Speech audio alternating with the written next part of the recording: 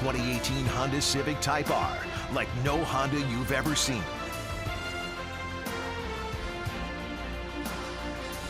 Welcome to Atlanta. We are at beautiful SunTrust Ballpark. The Blue Jays and Atlanta Braves will wrap up their season series with a two-game series here in Atlanta. The two teams split the two games they played at Rogers Center earlier, June 19th and 20th. The Braves won the opener of that series 11-4, and Blue Jays won 5-4 behind Jay Happ. We have the same pitching matchup this evening as we had last year in May. Julio Teheran will go to the mound for the Braves against Marcus Stroman. Take a look at the lineup for the Atlanta Braves. The Braves are tied, the Blue Jays lineup. Curtis Granderson leading things off, and then down in that fifth spot, Russell Martin against Teheran, the starter for Atlanta tonight. 364, 4 for 11, 2 home runs and 2 RBIs. And how about Aledmys Diaz? He has always enjoyed hitting against the Braves. He's got a 464 average with 4 extra bases and 10 RBIs. He loves the fastball, and that's what you're going to get tonight from Julio Teheran, tonight's starter for the Atlanta Braves. 18th start of the season, 180th of his career. Last time out, he threw 5 innings, took him 107 pitches, had 10 strikeouts and 4 walks, and then we found out that he was ill and actually came here to Atlanta as the team went on to Milwaukee for 4 games. So they're hoping that he is feeling much better tonight. He faces the Blue Jays for the 5th time in his career. That's the most such starts against an American League team. And speaking of American League teams, he's had a lot of problems against the American League East when he has faced them. 23rd interleague start, 13th against the American League East, and he's had an ERA over 8 against them. It's got to change something.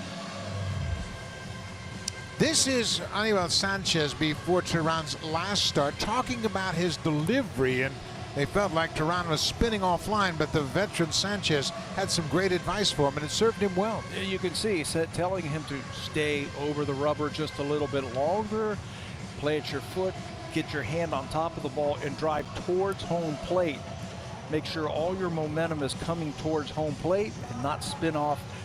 Your arm won't catch up with you if you don't. Teheran is supported by some terrific defense in the field. They got a lot of great athletes in the outfield. A couple of youngsters in Acuna and Albies on the infield, but Markakis, the veteran, he's a terrific defensive outfielder. A very underrated outfielder, Nick Markakis. He's won 2 Gold Gloves. He also has a .994 career fielding percentage average in right field. That's first among active players. 13 major league seasons. He's committed 25 errors in 13 major league seasons.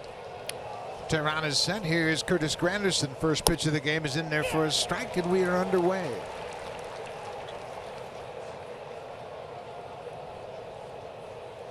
Granderson batting .246 for the season. 9 homers and 28 ribbies. Pulls that off-speed pitch foul into the seats. From all of our reports from the Atlanta Braves talking about Teheran, we will know very early if he's got his good stuff. First inning has been trouble for him. His fastball command is very important. If he doesn't have it early on, it could be an early night for him. Fly ball into center field. Inciarte waiting for it and makes the catch, 1 out. You can see Inciarte was dealing with the sun shining through the top of this stadium. Looking back up there, obviously still twilight here in Atlanta. But there are the shadows you can see on that Jumbotron in center, cutting right across the center fielder's eyes. It's a good outfield. They've got 3 very good outfielders. Inciarte's won a couple of Gold Gloves. We mentioned Markakis has 2 Gold Gloves, and Ronald Acuna in the left field. What a heck of an athlete he is. Now Neves Solarte moves up to the 2 spot and goes after that first pitch. Solarte is 6 for 14 with a home run against Teheran. Batting right at .250 for the season. Well, you can see how he's driving right toward home plate. That's the advice that Aníbal Sanchez gave him. Felt like he was falling off the rubber toward the first base foul line. And the fastball looks true. He's thrown 5 pitches, all of them fastballs. All of them in good spots. There's that slider that misses downstairs. It's 1-2. One of the problems that Teheran has had in his career versus the Blue Jays, they've hit a ton of home runs against him. He's only thrown 18 innings against the Blue Jays in his career, but he's given up 8 home runs. So fastball command, I think, is going to play a very important part for him tonight. Blue Jays have hit .312 against Tehran in his games against the Blue Jays. That ball is lined down the right side, but it's going to hook into the seats. Foul out of play. Tehran is 27 years old. The Braves signed him as a non-drafted free agent out of Cartagena, Colombia. And he is really in the prime of his career. Braves have him signed for another year in 2019, and they have a team option in 2020. Well, he has all the attributes you want for a starter. He's tall, he's got long arms, throws hard. He's got good stuff. His breaking ball is decent. I think all he needs now is just some time in the big leagues. Just 27 years old, and he's been in the big leagues since 2011. He just needs a little bit more experience. Outside. So it's a full count now with 1 out. Justin Smoke, the number 3 hitter, will bat next.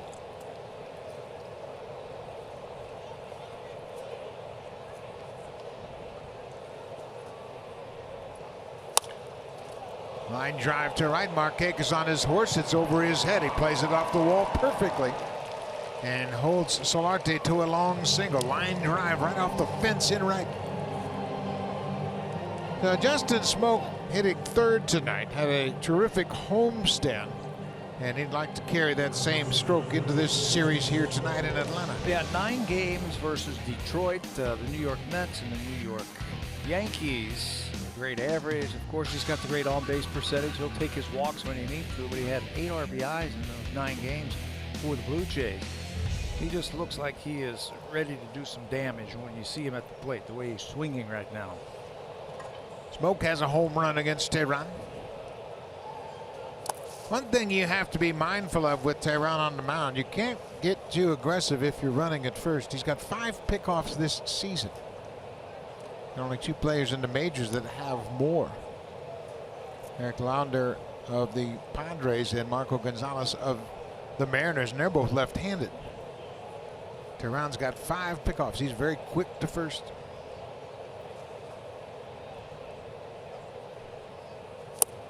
Good cut by Smoke.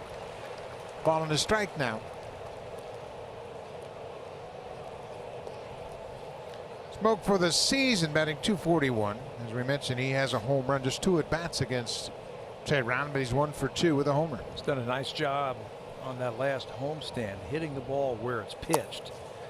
When they've pitched him away, he's hit the ball right over the shortstop's head into the gap in left center field. They've tried to come inside. He'll go ahead and pull it. And it seems like the home run cut is starting to come back for Smokey. He's up to 12 now.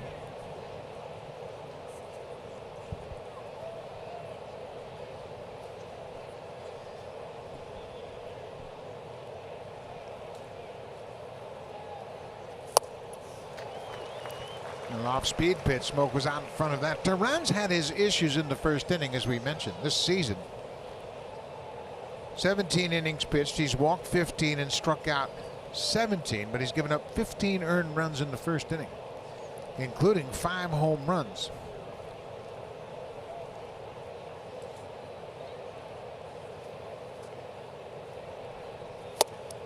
He strikes out Smoke. Gets him with a good fastball. You know, the inconsistencies is what really stands out for Julio Tehran over his last few starts. And here they are over his last 4. 6 innings against the Padres, no earned runs. He followed that up with the Orioles in just 4 2/3 innings, 7 earned runs.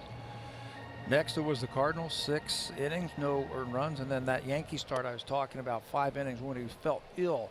He also had a few strikeouts in that game, but 5 earned runs. There's the inconsistency that you see from a young player. Randall Grichuk hitting cleanup here this evening. He's batting with man at first and 2 outs. It's been a long, steady climb, but he's over 200. 11 home runs, and he's driven home 28.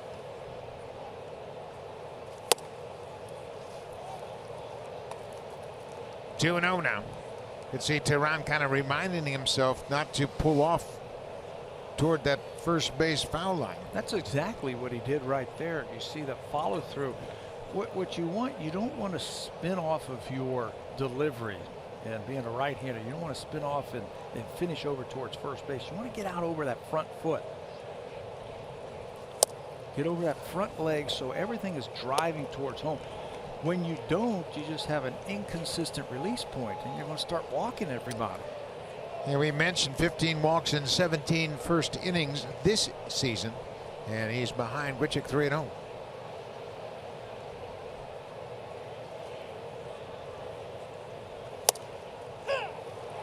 That one looked like the same pitch, but it's called the strike.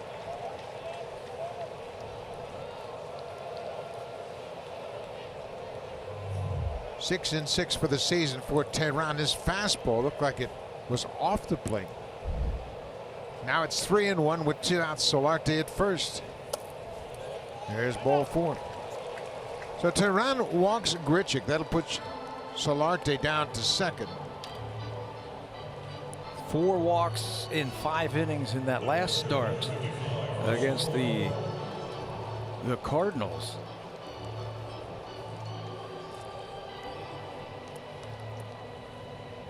He's had games of 11 strikeouts and 10 strikeouts in that last game. So he's got great stuff. Blue Jays might have to wait him out here early on.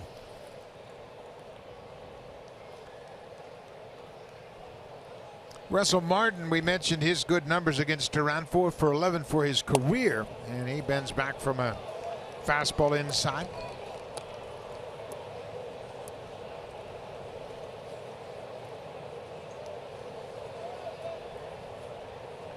Russell's hit 2 home runs against Tehran. He threw 5 straight pitches to begin this game, 5 fastballs, didn't throw one out of the strike zone. And started throwing some breaking balls to Solarte. Solarte fought back to 3-2. And before he singled off the right field wall, he's lost his release point. You know what? Tehran's got enough experience. He's been a regular starter in this rotation since 2013, and he's thrown 185 and 2/3 innings or more, 5 straight seasons. So he should be able to make in-game adjustments in the middle of an inning. Breaking ball. He threw him a hanger, and Russell took it for strike 2.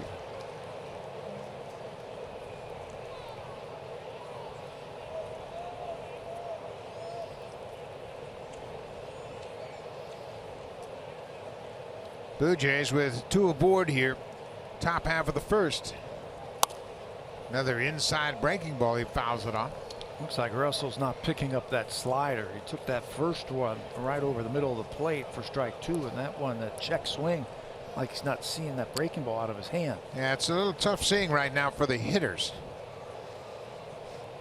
Tehran's best pitch is that slider. They're hitting 145 against that slider, and his whiff percentage is the highest. 47% of the time he's going to get a strike and a strikeout with it. Got underneath that fastball.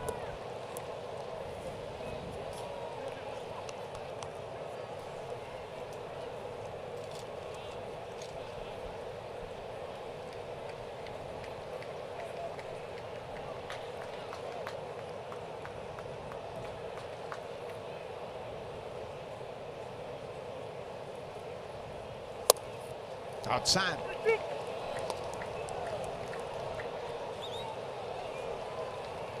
StatCast is powered by AWS. A couple of runners on now. 3-2, 2 outs. They'll be taking off. Solarte at second. Grichuk over at first base. This is a typical Russell Martin type of at bat. Lots of pitches. Long inning for Tehran. His next pitch will be his 27th pitch of the inning. Solarte at second, Grichuk at first. They'll be moving on the pitch. There they go. Cut on and missed. Foul tip. Suzuki held onto it for the strikeout. A long inning for Tehran, but he's able to get out of it. Gives up a single, a walk, and strikes out 2. We played a half inning in Atlanta. No score. Marcus Stroman will make his 11th start of the season when we come back.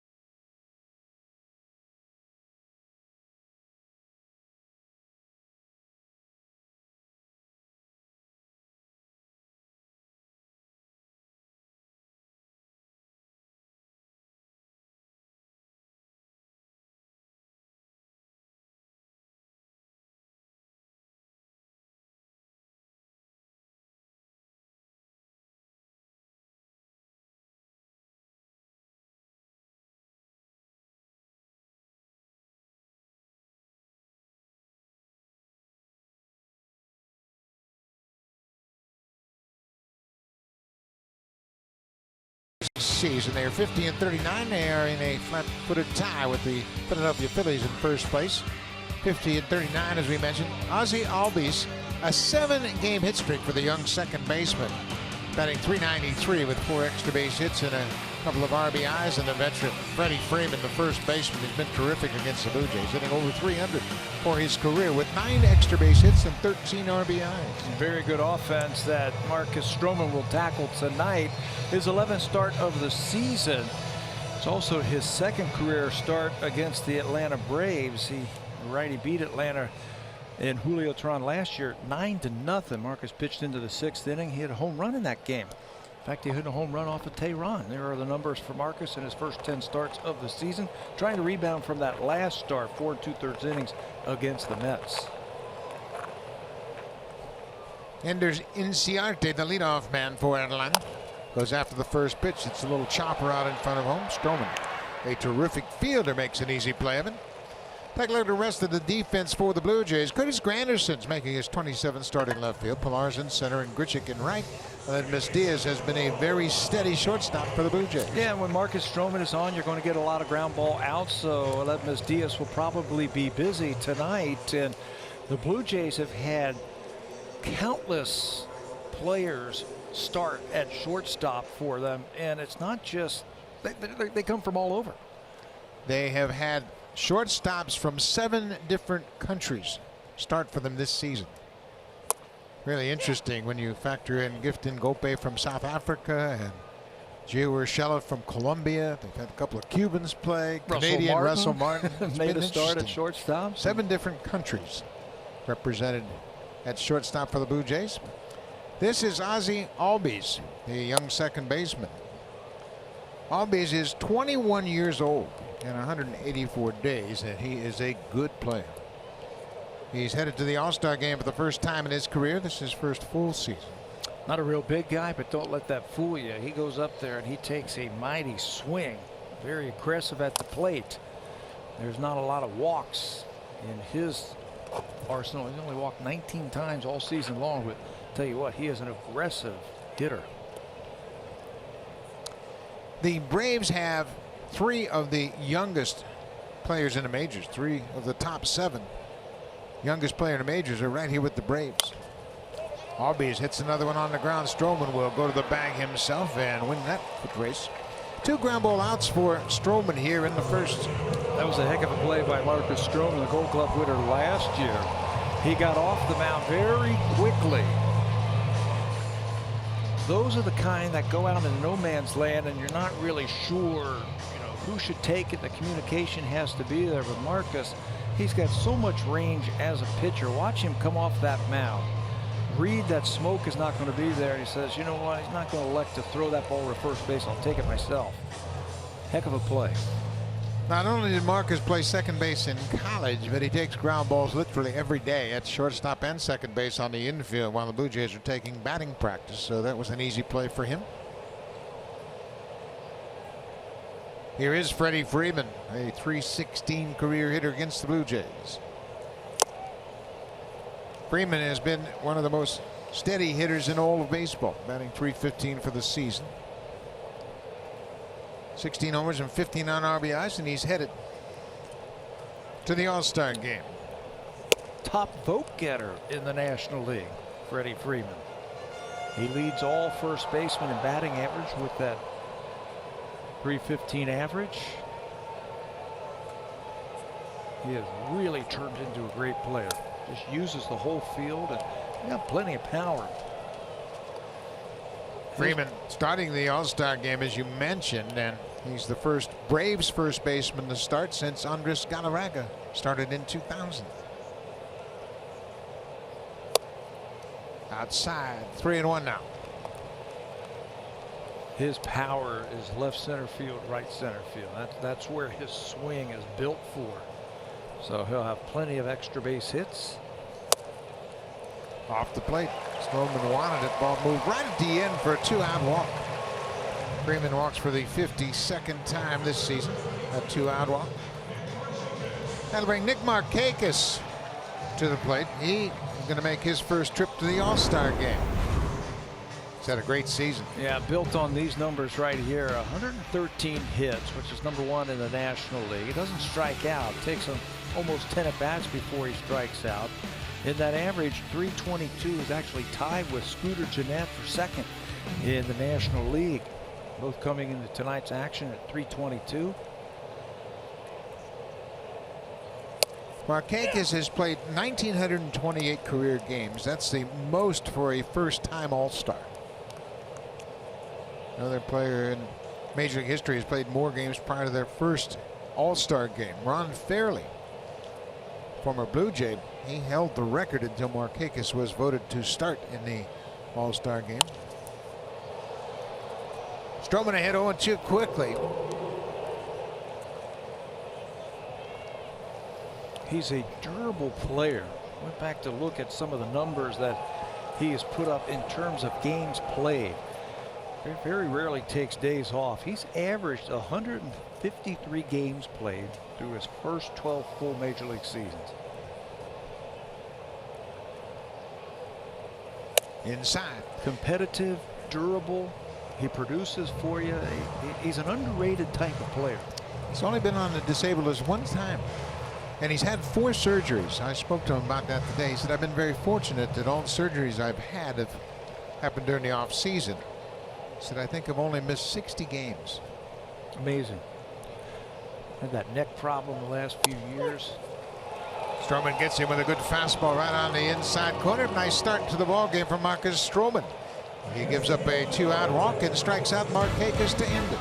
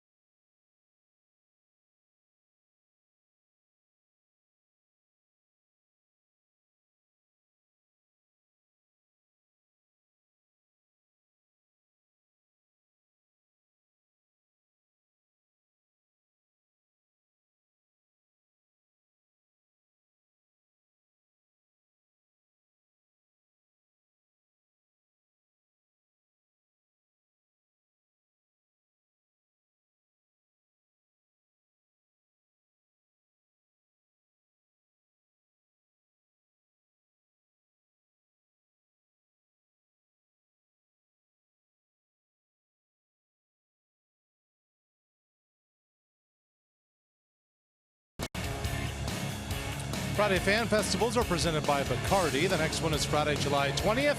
2 events, one night. You can join pregame for a country music showcase featuring a number of artists. The patio opens at 4:30, weather permitting. BlueJays.com for tickets. Beautiful night here in Atlanta, as this is a beautiful ballpark. Second season for SunTrust Ballpark, and it's a great location. You can see all the way downtown to downtown Atlanta. It's up on a high point in this area, but home runs have not been going out of this ballpark the way they did last year. At the beginning of last year, this was a home run hitters type of ballpark, but then talking to Kevin Seitzer today, he was telling me from the end of May through last year and then all of this year, ball hasn't been carrying like it did at the beginning of last season.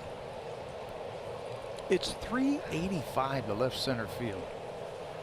That's a good power alley for sure. 2 Hopper back to the mound. Teheran throws out Pilar, 1 away.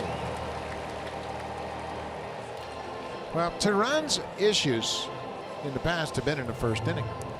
And generally, if he gets past the first inning, he can have a good outing. And he was able to get past a single by Solarte in a 2-out walk to Grichuk as he struck out Russell Martin to strand a pair of Blue Jays. He's tough on righties. you can see with that long frame and the crossfire type of delivery.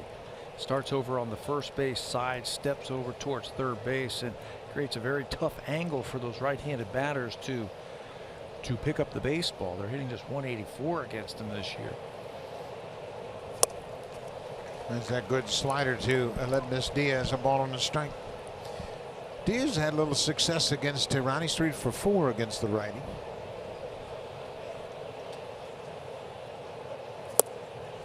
Another slider.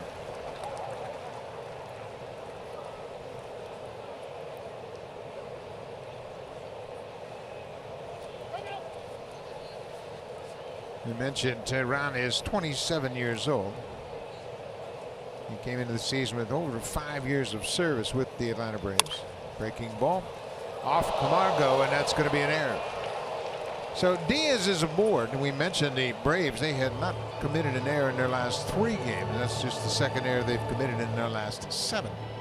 For Camargo, that'll be his 3rd error of the season. 2nd error he's been charged with at third base. You Wrist see him ball. looking at his wrist. Yep. Yeah, a in-between hop that he just can't knock down with his body. You'd love to get right in front of that one if you're not sure you're going to be able to catch it. Breaking ball hangs over the plate, and Diaz rips it on one bounce off the wrist of Camargo. Devin Travis bounces it towards second. Albies goes to second. They've hit the lead runner. Boy, Albies has got a lot of range at second base, and his inner clock is a good one. He knew he had time to get the lead runner at second. Ron Washington is the infield instructor for this team, and he's had many a Gold Glove players in his career. You can see Albies is up by the bag, and he's got the guts really to turn and fire to get that lead runner. Most second basemen would just catch the ball and go over to first base and get the out. There's Ron Washington, one of the best fielding instructors in baseball. He has coached and developed so many players into the Gold Glove. And I said, Wash, do you have some gold standing out there again today at second base? And he said yes. Marcus Stroman rips another base hit into center. That's his 2nd career hit against Tehran. Hit a home run against Julio Tehran here last year on an 0-2 pitch. An opposite field home run. I think the boys are giving it to him also at the runner. He rips that first one. He knows what he's doing when he's handling that bat. Well, we mentioned he played second base in college at Duke, so he's hit a lot. He's a heck of an athlete. There's no question about that. So 2 aboard, 2 outs. Back to the top of the order. Curtis Granderson flied out to center field, his only time up.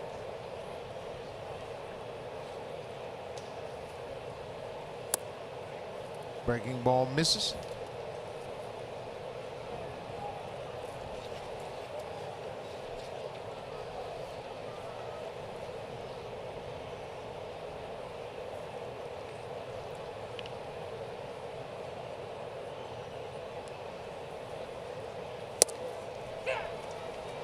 Good fastball right on the corner, down and away. Ball on the strike now to Granderson.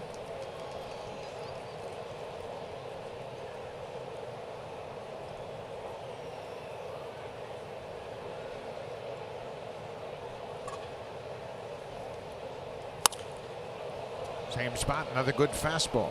His fastball is good when he uses it, and he uses it correctly. He did it in the first inning. He got Curtis to fly out to center field. He's been getting in trouble when that slider is a little bit inconsistent. Tonight he's thrown a couple of good ones. He's also missed a couple of times with that slider early on.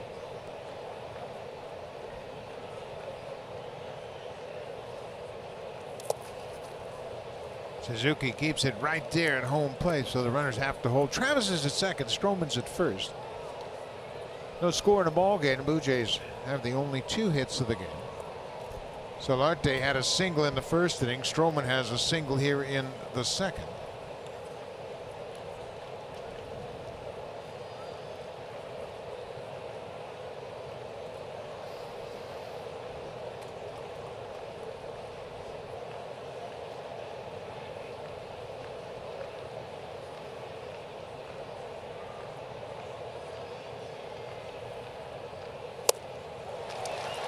got him to chase that fastball off the plate. That's the third strikeout for Tehran through 2 innings. Blue Jays, they've stranded 4 base runners already.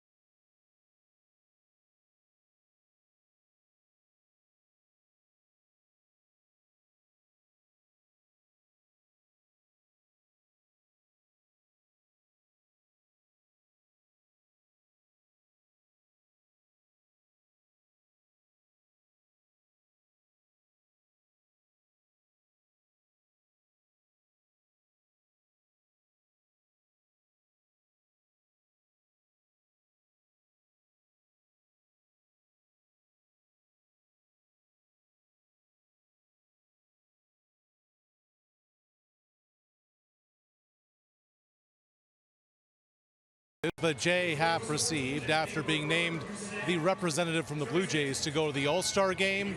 He said the 2 notes that meant the most came from his mother and his wife Morgan. Happ said both of them were very emotional in passing along their greetings, knowing just how much this achievement meant to him. Morgan's text included, he said, a lot of smiley faces and some smiley faces that were crying. He said it was a good moment. Now, the last 2 starts for Happ haven't been. I asked him about it, and without skipping a beat, he said, I'm good when I'm being aggressive and not walking guys. And walks, he admitted, are hurting him the most. But he insisted that physically he feels good. Now, Happ, of course, has heard the trade talk, and his thought on this is, if it happens, it's going to happen. Jay told me, quote, I can't expend energy wondering about it. Wondering about it, wondering if, wondering where, wondering when, and he added, I am in a place I love. Buck? Yeah, he really has made that well known that he really loves Toronto. He and his family are really comfortable in Toronto, and obviously this is his second stint with the Blue Jays. But his first trip to the All-Star game comes when he's 35 years old in his 12th season, and it's quite an accomplishment. Of course, he had that 20-win season a couple of years ago. But it's interesting, he's 4th all-time for the most strikeouts before the first All-Star game. Since 2000 All-Star game, A.J. Burnett, Tim Wakefield, Jamie Moyer, and Jay Happ. That's how they rank in order as far as the number of strikeouts before their first All-Star appearance. A.J. Burnett did his in 2015, first All-Star game since Burnett in 2015 with the highest strikeout totals. That was his last season, his 17th season. In his final season, A.J. Burnett was 38 years old. Tim Wakefield made his first All-Star team at 42 years old. Jamie Moyer was 40 when he made his first All-Star team. So Jay's just a little pup. He's a pup. Young pup compared to those guys. He's 37 in his 12th season, as we mentioned. So Marcus Stroman had a good first inning, a walk and a strikeout. Kurt Suzuki, the catcher for Atlanta. Stroman used that abbreviated delivery to find the strike zone. Does a good job of changing things up, changing up his timing towards home plate. He'll quick pitch you, he'll hesitate pitch you. He can do all of that with nobody on base. Slider, weakly hit to third. Solarte across the diamond. Another tough play for Smoke, but he shifts to the foul territory and takes that low throw from Solarte. He has saved so many throwing errors this year with his ability to pick the ball over at first base, shift his feet, his reach, his size. I'm telling you, he's got to get some votes for the Gold Glove. Watch how he shifts to the inside. He's got to keep his eye on that ball because the runner's coming right in front of that ball. Does a good job of concentrating to make the out. And here Smoke gets a chance All his own. A 2-hopper to first, and Camargo's retired. Quickly 2 outs for Stroman. And Smokey's saying, why can't they all be just like that? Those little chest top bouncers like that. He's done a great job. It's just the throws, that's part of my job, is to go over there and pick it, help my infielders out when I can. He has done a good job. He's made 1 error all season long. Here is Ronald Acuna Jr. Oh, he is the talk of baseball for sure. He is 20 years old and 204 days. Second youngest player in the majors. Juan Soto of the Washington Nationals is 19 years, 258 days old. So Acuna is the second youngest player in the majors, and he is a good-looking player. Power, speed. Unfortunately for the Braves, he put some time on the disabled list with that awkward step at first base where he really hyperextended his knee and missed some time. I was reading some quotes about him. It's almost like he runs too fast, that he runs right out of his uniform because his legs are going so fast. Well, you hear all of the comparisons, and obviously he hasn't had many games under his belt, but there's talk of Andrew Jones, there's talk of Manny Ramirez, everybody comparing him to these great players of the past. I think that's unfair. For a 19-year-old kid, when he came up, would you say he is 20 years old now? Let him establish himself in the big leagues. Let him get a year or two in lots of at-bats, and then you can start comparing them to people. Swinging it. High fly ball to left field. Granderson coming in. He's there, makes the catch. Acuna is retired. Marcus Stroman has a 3-up, 3-down second. No score after 2 in Atlanta.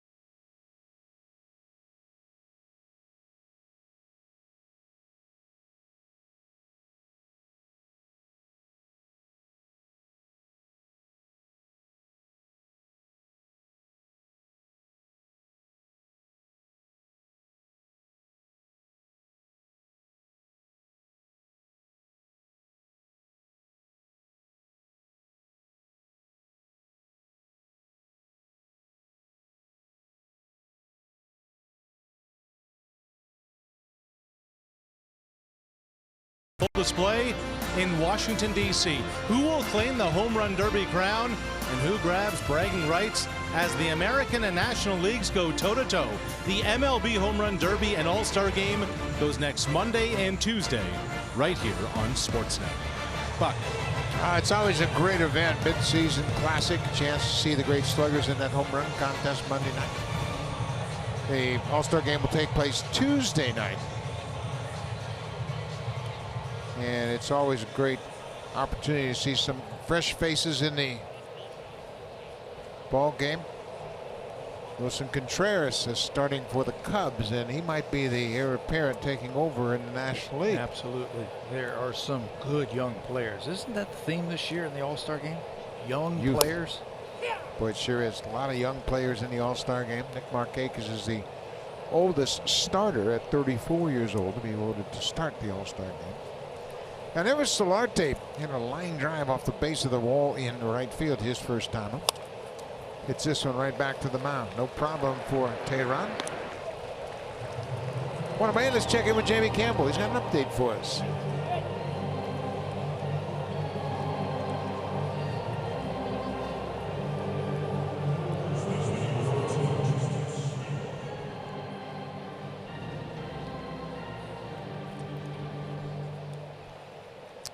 Well, with that, the Red Sox have 2 All-Stars going to Washington. Mookie Betts and J.D. Martinez, their DH. They're both starters in that game. Chris Sale, Craig Kimbrell, Mitch Moreland, all going to the All-Star game from the Red Sox. And we're going to Boston after this Next. series. 4 big games at Fenway Park versus the Red Sox. Justin Smoke struck out his first time up.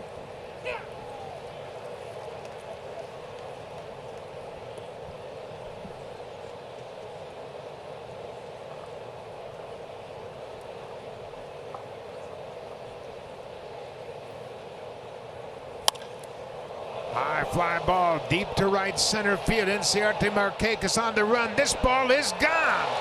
Justin Smoke, his 13th home run. And he's able to get this road trip started on a good note. That's the 18th home run that Tehran has surrendered this season. It's also the 9th to the Blue Jays in 20 innings. Tell you, Smokey looks like he is in one of those home run type of grooves right now where he gets himself ready to go. The lower half, he was telling me, when I get my lower half going and I get my swing started, that's when I start catching that ball out in front, and that's when the home runs start to come.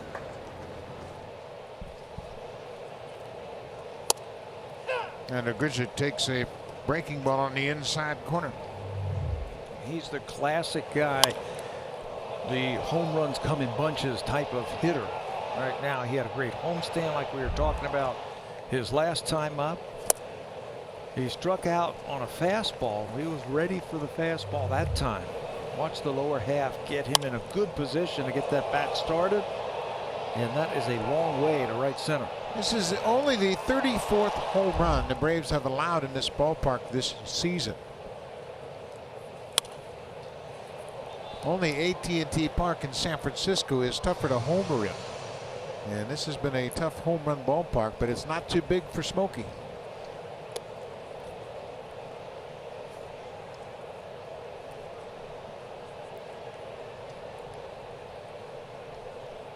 For Smoke, that's his 4th home run in his last 10 games. He's in one of those home run grooves where they just come in bunches.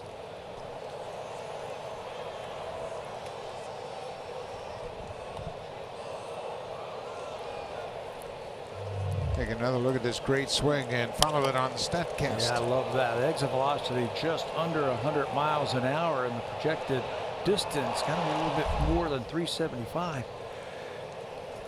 It's 375 out there. It goes over the wall. That is a long way out there. Well, you're right. When he gets in the groove, he squares them up, and obviously big and strong enough to knock it out of any ballpark. But he hit it into that Braves bullpen. Yeah, maybe it's because we're so up high and we can see how big the field is. That's a long way. Doesn't seem like the ball is really carrying like it did the last time we were here, but didn't need to that time.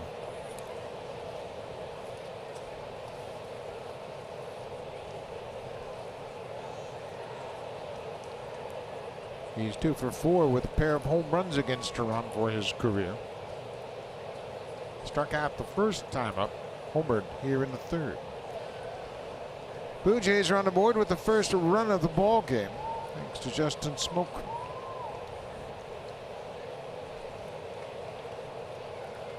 Randall Grichuk with a 2-2 count. Grichuk drew a walk in the first.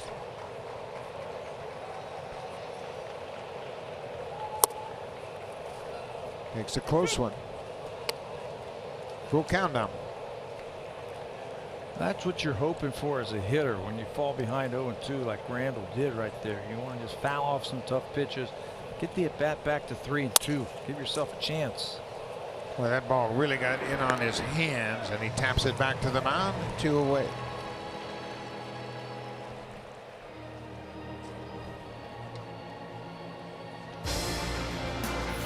The diverse Civic build, our most powerful lineup yet. Honda, proud fan since 1977 and the official vehicle of the Toronto Blue Jays. They have done a terrific job in this ballpark. A lot of great exhibits around the stadium. Of opportunities for the fans to enjoy things in between innings. Russell Martin, he struck out his first time up. He falls behind 0-1, goes after that slider. Here's what I don't understand with Tehran. Looking at some of his numbers today, 92 2/3 innings pitched coming into this game, 70 hits he'd given up all season long, 70 hits, 87 strikeouts. Yet he's a 6-6 record with an ERA of about 4.5. Oh, what a play. We told you they've got some athletes on this field defensively. Johan Camargo takes extra bases away from Russell Martin. They're young, they're athletic, and they can really pick it in the field. Camargo nares one off the bat of Russell Martin. That's the third out of the inning, but Justin Smoke, a one-out home run off Julio Tehran. Smoke's 13th of the season, and the Blue Jays have a 1-0 lead.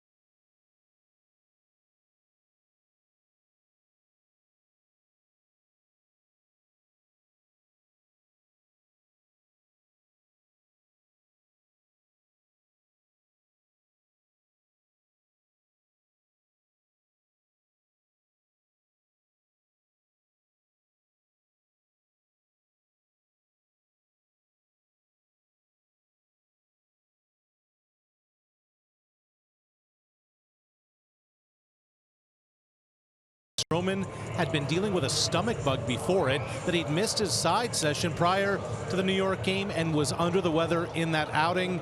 5 days later, here we are in Atlanta. All systems go for Stroman, where the emphasis this week, Buck, was about getting ahead in counts. Yeah, I don't care who you are, how hard you throw, or how inexperienced you might be. You throw strike one, you're going to have the advantage. And that's important for any pitcher, especially for Stroman trying to get back on track. There you go, strike one. Dansby Swanson takes a strike. Shortstop batting .246, 7 homers and 34 RBI.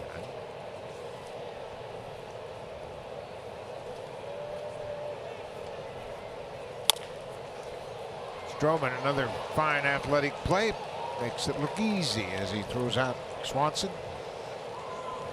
Quick reflexes, and what you have to do, I think, as a pitcher is have yourself in good fielding position when you let go of the ball. Watch Stroman, he brings that foot around, he's in good position to go either way, left or right, and he's so quick off that mound. 5 of the 8 batters have been retired on the ground so far, so that's a great sign for Stroman. He's always one of the best at getting ground ball outs. Gets ahead of Tehran with a first pitch strike. Tehran 3 for 21 this season. He doesn't have an extra base hit, and he's driven in one.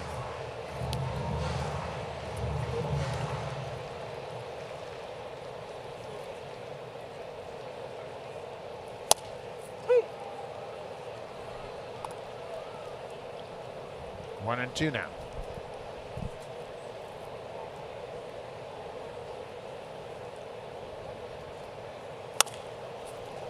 Slider past Stroman, but Travis is there. He throws out Tehran. Another ground ball out. Yeah, and he wanted that one too. He came off the mound but then thought better of it. Good placement of that slider. Down and away to 2 strikes to the pitcher. It's a humid night. You can see he's sweating right through that shirt. 6 ground balls, a fly ball, and a strikeout. The only ball in the air was Acuna to end the 2nd inning.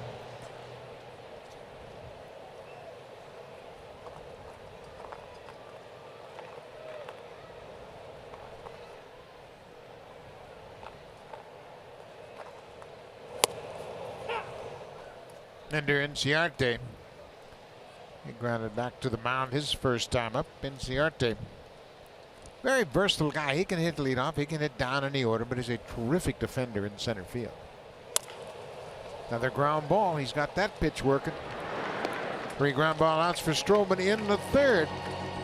A shutdown inning after Smoke gave him that home run lead. It's 1-0 Blue Jays as we head to the 4th.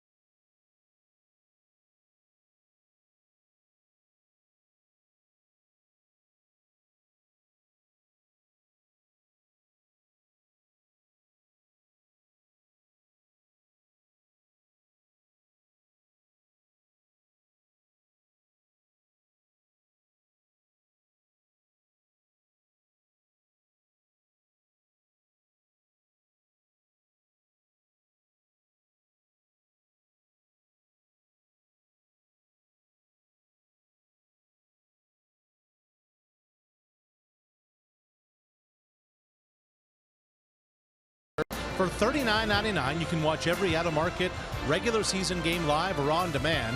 The subscription includes MLB At Bat Premium that allows you to watch live baseball on your favorite supported devices. Blackout and other restrictions apply. Visit MLB.tv to take advantage of this sale. Lots of things coming up on this All-Star break. A 4-day period for the guys that didn't make the team and getting a little midsummer break. But there'll be Jay Happ representing the Blue Jays, and that was terrific. And Arash mentioned about Happ getting a message from his mom and from his wife Morgan to acknowledge a lot of hard work. We see him working out all the time when we're on the road. Not so much at home, but on the road you get a chance to peek into the workout room, and he's always in there lifting and running, pushing sleds, and he's really taken his game to the next level. So congratulations to him, well deserved. Boy, absolutely. And you know what, there's so much talk about him being traded, and he talks about how much he loves playing for the Blue Jays, and he has great respect for the pitching coach Pete Walker. Likes the community, likes the fans. They've been great to him. And you know what, it's going to be a great moment for him. You know, he's just the 3rd player from Northwestern University to make the All-Star team. Joe Girardi and Mark Loretta, the other 2 that played at Northwestern. That's quite an accomplishment too. Get a great education at Northwestern, and then to cap it off, you become an All-Star in the Major League Baseball All-Star game. Pretty smart guy. Look at that. Huh? Gurriel just congratulating him. Had a chance to finally see Jay one-on-one. Jay was busy with a lot of interviews today. Yeah, he was taken away from everybody by the interviews. Evan Pillar hits a fly ball into right center, first out of the inning. Let's check in with Jamie Kemp.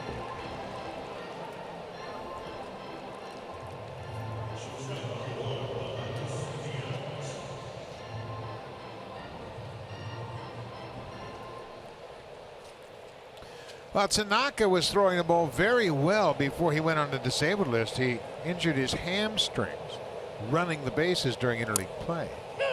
But he was really throwing the ball. He had won his last 5 decisions prior to going on the DL, but tonight he trails 2-0 early. Ledmus Diaz reached on an air his first time up.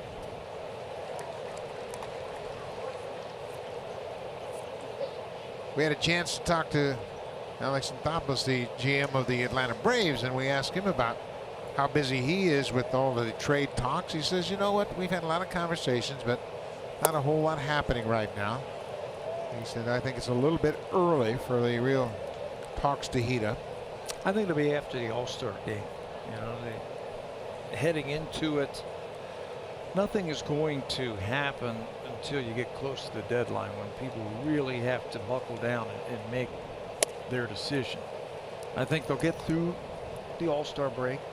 Then that gives them about, what, 2 weeks? 11 days, actually, 11 when you think days. about at the end of the break. The All-Star game is late this year. It's on the 17th of July. Brian Snitker's Braves, obviously in a great position, maybe a year or 2 ahead of schedule.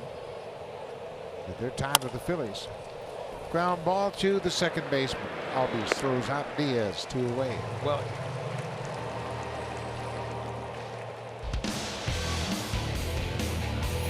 Take on any project with Home Hardware. Proud partner of the Toronto Blue Jays. Here's how.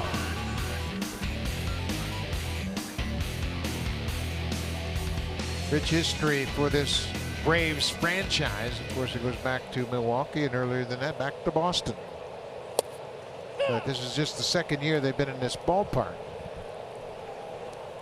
we're talking about the Braves and possibly doing something. If they want to do something, they're a little bit different than other teams because they've got so many prospects. If they really want to go all in, they can do it better than anybody, except maybe the Yankees. The Yankees have so many prospects. If they want to go all in, the Braves can do it. I don't know if they're going to do that. You mentioned that they were a year, maybe 2 ahead of schedule. That maybe you don't do that this early. Maybe you play it all out. That this is just a bonus that they're in first place. I don't know. You get this close, and you don't know how often this is going to come around. You never know what next year's going to bring. Travis is called out on strikes. The fastball gets him. That's 4 strikeouts for Teran, who has settled in nicely here tonight, but he still trails the Blue Jays 1-0.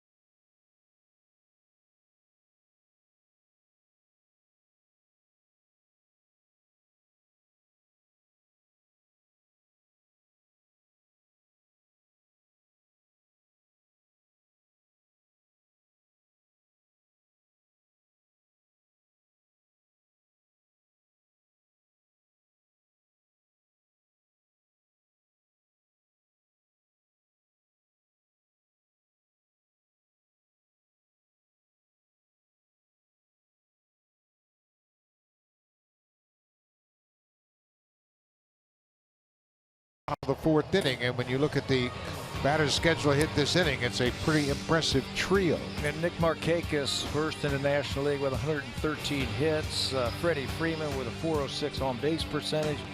They can go deep. And then Ozzie Albies first in total bases. He's got 50 extra base hits, including 18 home runs. That's what you're going to see here. Albies, Freeman, and Markakis. In fact, the Braves, the middle of their lineup, can really do some damage. They have 299 extra base hits, the Braves. Pretty impressive number from this offense. Yeah, it's a historic number of extra base hits as far as the Braves are concerned. You think of what they have done over their history.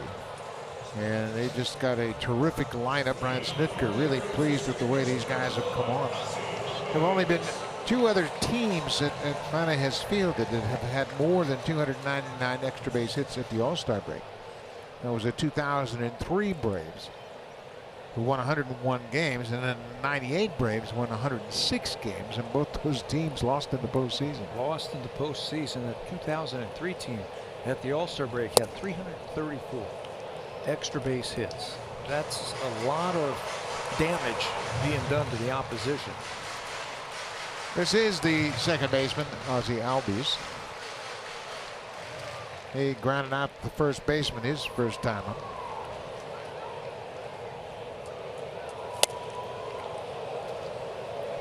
Albies is 5'8", and boy, he is a really impressive youngster. He's 21 years old, as we mentioned.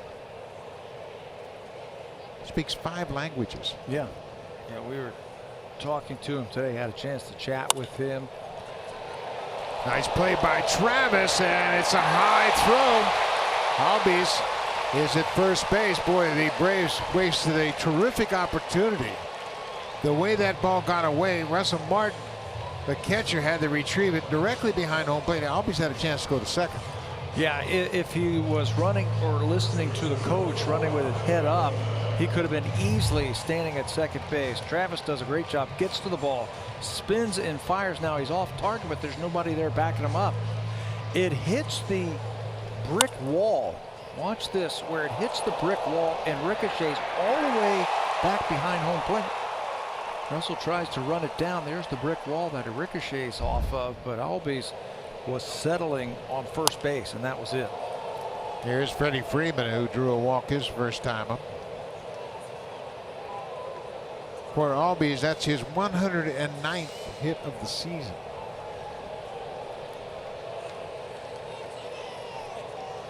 Freddie Freeman has 108.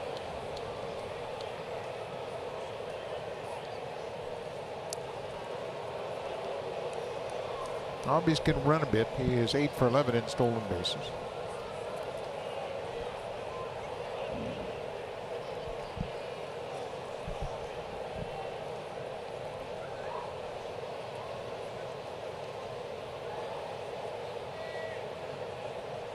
Not running here.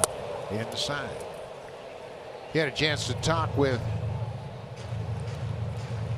Kevin Seitzer, the hitting coach for the Braves, about Freeman, and you were pretty impressed of how Seitzer explained why he's so successful. Well, he stays inside the ball so well, and his whole game plan is just to hit line drives over the shortstop head. And what that does is it keeps him from floating out and opening up too quick, keeps him on the ball. And he can turn on balls when he needs to. Freeman, he's got that stroke. There are the numbers right there. 28%. These are balls that are on the ground, but he's thinking about line drives over the shortstop head. That keeps his hands inside the ball. That creates the backspin. And Nick Markakis has done that all season long. I think he picked that up from Freddie Freeman being with him in spring training. Markakis leads the National League with 113 hits. Albies now tied with Starlin Castro of Miami at 109, and Freeman has 108. 3 of the top 4 hit leaders are Braves. Ground ball. Travis comes after it, and they get the lead runner, Albies, at second base. That's all they'll get.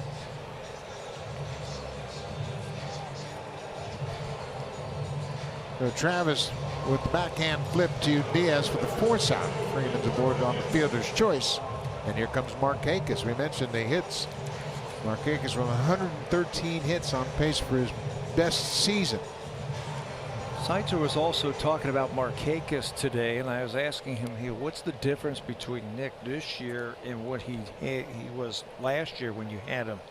He said, I came here 4 years ago with Markakis, and this was the first year where he really had a plan to really stay inside the ball. And I think that's where Freddie Freeman is rubbing off on him. Everything was line drive over the shortstop's head. This is going to drop. If it's fair, it's a base hit, and Freeman will stop at second as Markakis gets jammed but picks up another hit. I'll give him 114 hits for the season. And you got to be able to hit the ball the other way. You don't want to overcommit, start trying to flip the ball to right field. You're trying to stay behind that ball and keep your head down. And he does on that pitch. Looks like it beat him just a little bit, but this is what I mean, how the hand stayed between his body and the baseball. That levels out the swing. Unfortunate on that one just to get it into the outfield for a base hit, but that's a great approach.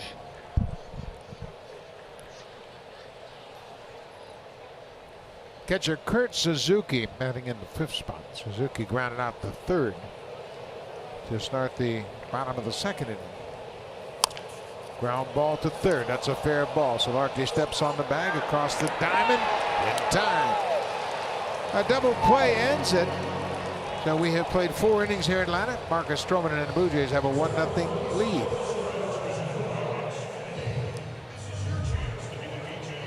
Suzuki bounces it to third. Solarte steps on the bag, fires across the diamond for the double play. Now time for a Blue Jays Central update. Here's Jamie Campbell with Joe Siddle from the Samsung broadcast studio.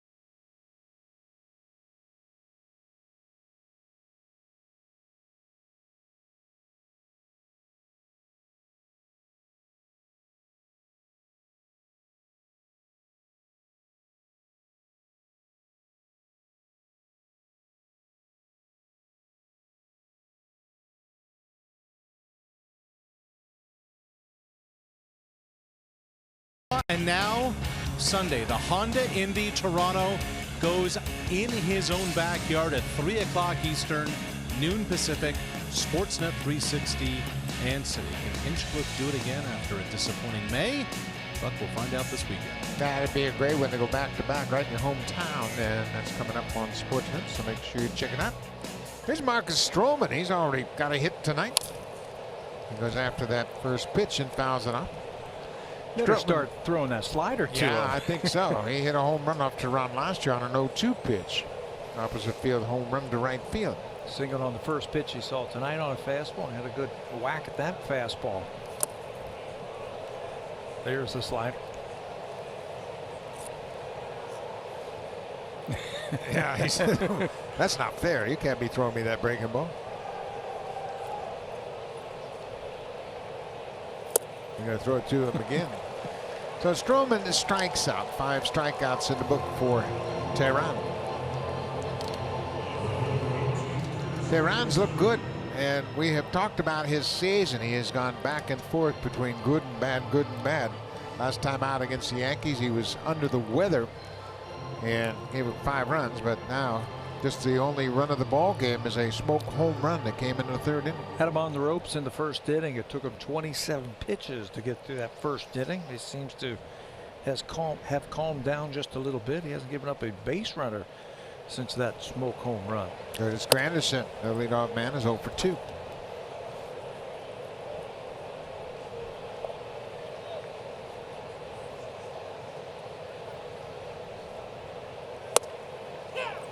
A changeup in there for a strike.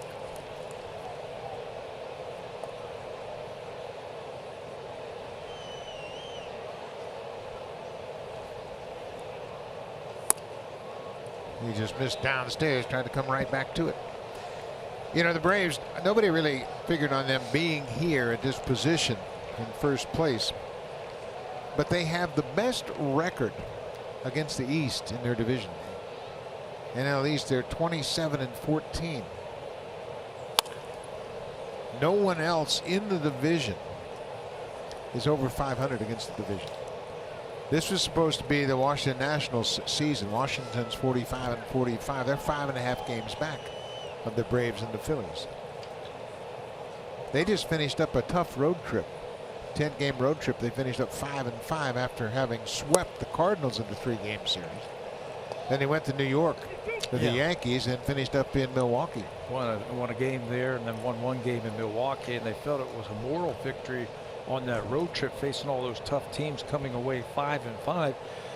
So they're in a dead heat with Philadelphia. Some lightweights in this division where they can really pad the stats. Well, Granderson takes a close pitch. It's called ball 4. Second walk of the ball game issued by Turan. Comes with 1 out here in the 5th. When you look at the National League, there are 4 games starting play tonight that have, check that, 5 teams that have 50 wins or more. Arizona in the West has 50 wins. Chicago, the Cubs and the Brewers have 50+ wins, and both the Braves and Philadelphia have 50 wins on the nose. That is going to set up to be one heck of a ride in the month of September. The National League West is really developing into a pretty interesting division. Colorado has won 8 of their last 10 games. They're in 4th place, but only 3.5 back of the leader. So the team that goes out there and strikes first in a trade? In a trade. I think you want something to happen, don't you? I'm getting antsy. But I think Alex was right. It's still too early. 3 weeks to go before the end of this month, right on the nose. It's just too early. And there's Solarte. Is the count in his favor. There's that good pickoff move by Turan. We had mentioned Turan has 5 pickoffs this season. For his career, he has picked off 32 base runners. That's the most in baseball since 2013 when he became a regular starter. Says, I know that I have quick feet. Sometimes I feel I don't need it, but if I see a big lead, that's when I'm going to give him my best move. Hey, if you can get it out without throwing another pitch to the plate, you're better off.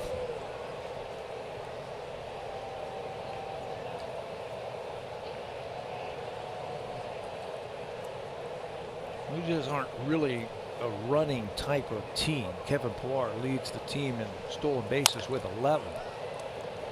It's not a team that's going to run. I think Tehran should really focus on the guy at the plate. He's the guy who can really hurt you. Solarte ripped a single off the wall in right field his first time up. And then he hit a weak grounder back to the mound in the 3rd. That's why he has to pay attention to him. Look at those numbers. Not a real big lead over at first base by Granderson. Well, they're trying to go inside, and that pitch was all the way across the plate outside, but Solarte swings and misses. You know, you were talking about Turan's numbers. Coming into this game, his opponent's batting average is .208. That's the best of his career. He also has the highest swing and miss percent of his career. He had given up 22 fewer hits than innings pitched, yet he was 6-6 with an ERA of 4.5. How does that happen? Home runs. Home runs. Yep. He's given up another home run here tonight. That's 18 for the season. 1-2 to Solarte. Fly ball in the air to left. Acuna catches it, and Granderson went back to tag once he saw it was going to be a routine catch, but he has no chance to advance. So that'll bring Justin Smoak to the plate.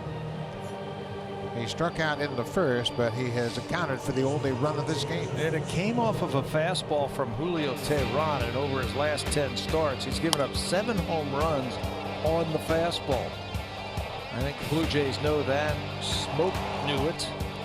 And Justin got the head out and drove that ball into the bullpen of the Atlanta Braves for tonight's only run. Get ready to hit the fastball. Smoak's home run is his 13th of the season. This is his 83rd game. Last year, when he had 38 home runs for the season, he had 23 home runs after 83 games. At this point. So maybe he's starting to catch up. Teheran is spending a lot of time looking at Granderson over at first base, and his lead isn't that big. I mean, he doesn't look like he's a threat to steal. Yeah, and he had better focus on Smoak. Yeah, he's already given up 1 home run. Look at that lead, 7 feet. So it's not a whole lot, but he keeps throwing over there. Looks like a Buck Martinez lead. They're not going to go anywhere. 2-0, 2 outs. Blue Jays lead it 1-0. Only been 5 hits in the game.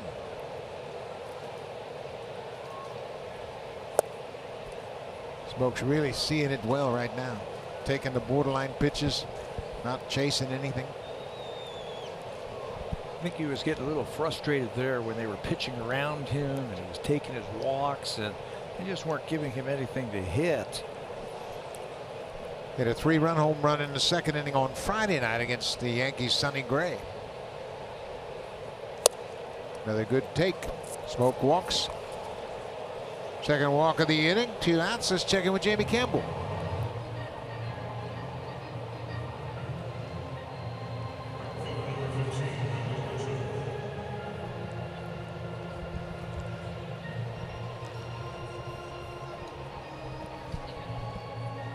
Boy, the Mets are really struggling right now. They're 13.5 games out of first place. They've only won 36 games this season. Philadelphia putting it on them. Yeah, Phillies are pretty good, and promise to get better. And Grichuk waves at that slider on the first pitch.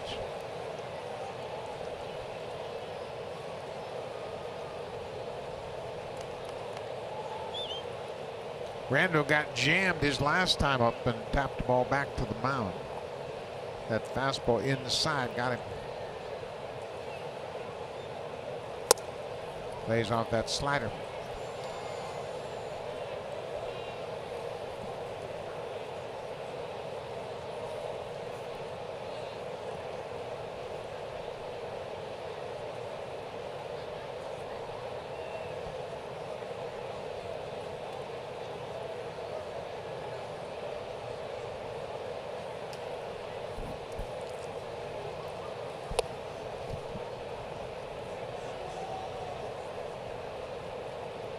Top of the 5th inning. Short 2-game series here in Atlanta. The Blue Jays will then go to Boston to wrap up the first half of the season with a 4-game series against the Red Sox. Everything's away to Grichuk here in this at bat. He chased one of those sliders early on. 2 balls and a strike. Granderson's at second, Smoak's at first. They both walked.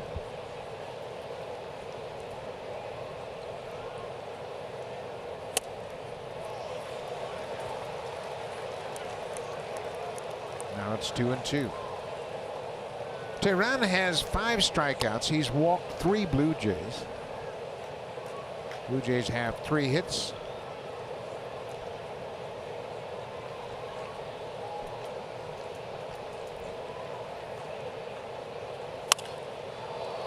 Fly ball into the alley in right center. Markakis, the right fielder, calling for it. Pritchard's retired. The Blue Jays will leave 2 more. Through 5 innings, the Blue Jays have stranded 6. Julio Teheran pitching out of some tough situations.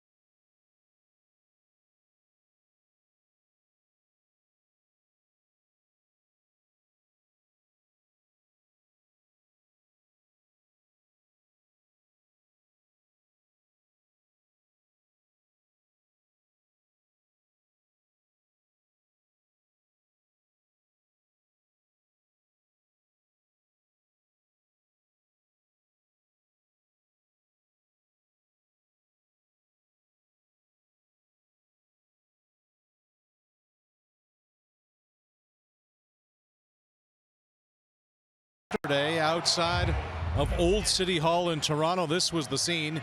The attorney representing Osuna leaving the building almost as quickly as he arrived. Dominic Basile told reporters he hopes to get the matter resolved by the next court date of August 1st, but that it may take longer for that to happen. The lawyer said Osuna accepting baseball's 75-game suspension is not an admission of guilt. Matter of fact, Basile said if the case goes to trial, Osuna will plead not guilty on that 1 count of assault against a woman. On the baseball side, Osuna will begin a minor league rehab assignment this Saturday with the A ball team in Dunedin.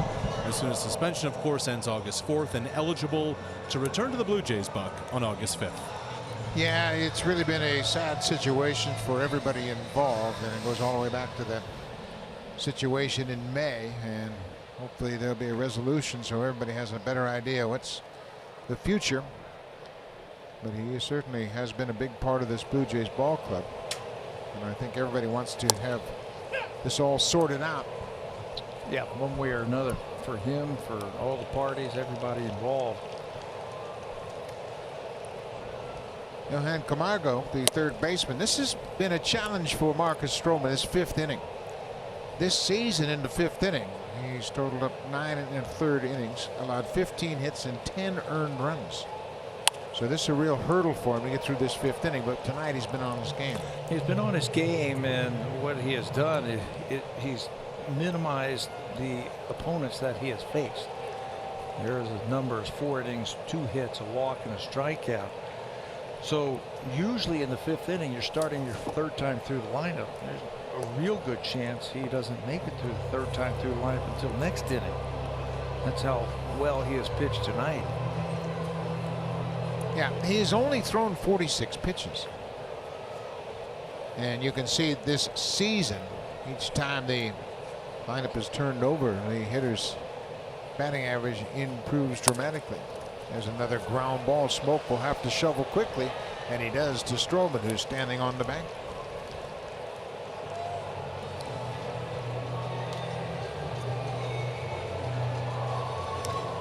You won't believe where WestJet rewards can take you. Redeem your WestJet dollars to over 450 partner destinations around the globe.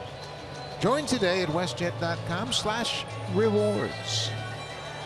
Marcus Stroman, 10 ground ball outs already in this ball game, and that's his game. When he's got that ball moving, a lot of movement, hitters topping on the ground, and there hasn't been many sharply hit balls in this game. Yeah, a lot of weak ground balls. Tap back to the mound or over to first base. Maybe the hardest hit ball was the ball by Suzuki last inning that turned into a double play. Here's Ronald Acuna Jr. We spoke to Acuna through Jose Pele today. Jose was helping us interpret. Acuna doesn't speak much English, and I don't speak much Spanish. But we asked him, who helped you most in your career? He said, my father. And Ronald Acuna Sr. played 8 years in the minor leagues. and actually spent some time with the Blue Jays in 2005 in Double-A. But the father started with the Mets, and he actually played with Jose Reyes in 2001. And his family, a lot of baseball talent in his family. He is related to Kelvin Escobar. They're cousins. And of course, Escobar had a terrific major league career.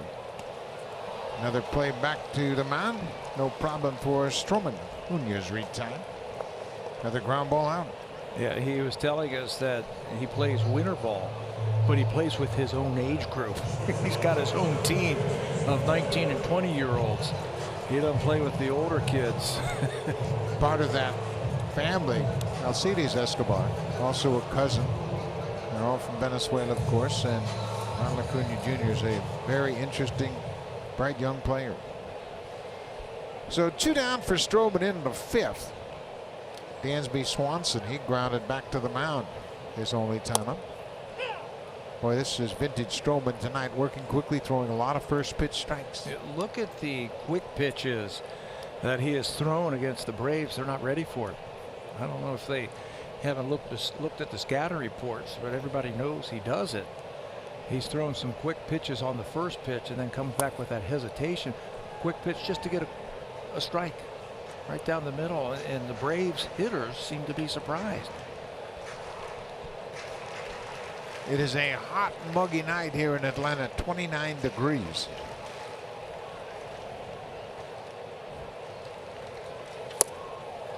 Another good fastball right at the bottom of the zone.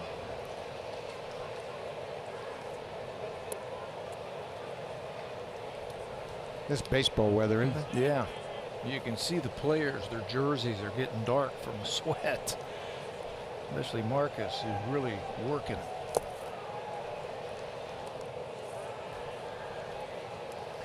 I know you're a lot younger than I am, but when I first got to the major leagues with Kansas City, we had those old rule surge uniforms. Play on a night like this in Kansas City, and you'd go through 2 or 3 uniforms in the game. And how many pounds? Yeah, pounds. 10 or 15. Melt off you. But those heavy wool uniforms, and we had the wool sweatshirts underneath them, and you'd take them off and just wring them out at the end of the day. My first year in rookie ball, we wore those old Yankee uniforms. That were the wool on the road. I'm telling you, they were smoking hot. Yeah.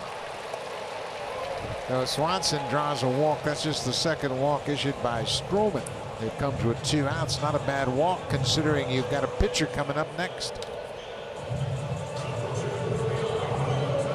Julio Teheran grounded out to the second baseman, his only time up. He is now 3 for 22 on the season. Let's see if Marcus will return the favor and throw him a breaking ball. Yeah, he better. He's got to retire him. Teheran bunts it foul. 2 outs. He was bunting for a base hit. Yeah. Trying to catch Solarte off guard down at third. He says, hey, Solarte was looking at him. He was like, hey, come on. I'm deep now. He backed up. Doesn't think he's going to try it again.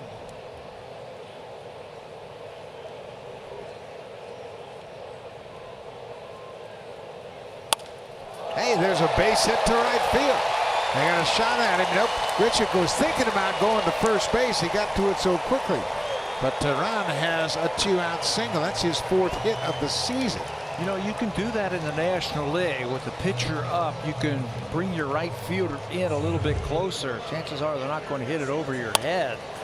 Richard came hard charging, and he had thoughts about it, but Swanson, he runs too well.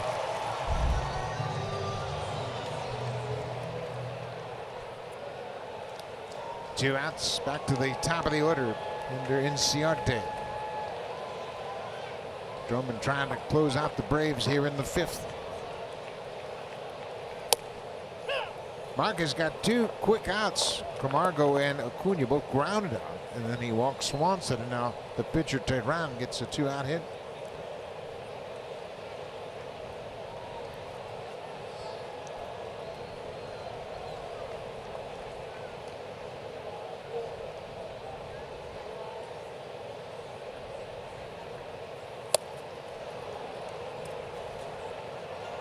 Marcus has been in that strike zone all night long, so the Braves are thinking about swinging just because he's set that tone early in this game.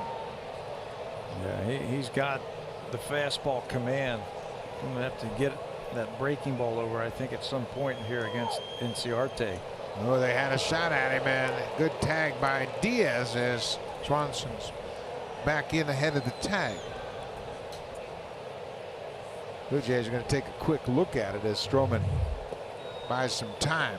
Marcus, a good strong throw, but it looked like the hand was underneath the tag. That's the old daylight play right there. Once you see daylight and that shortstop flashes the glove like that, just spin, and your only job as the pitcher is to fire that ball right onto the bag. Shortstop will be there. Blue Jays will not challenge the call at second. Inciarte in a hole, 0-2.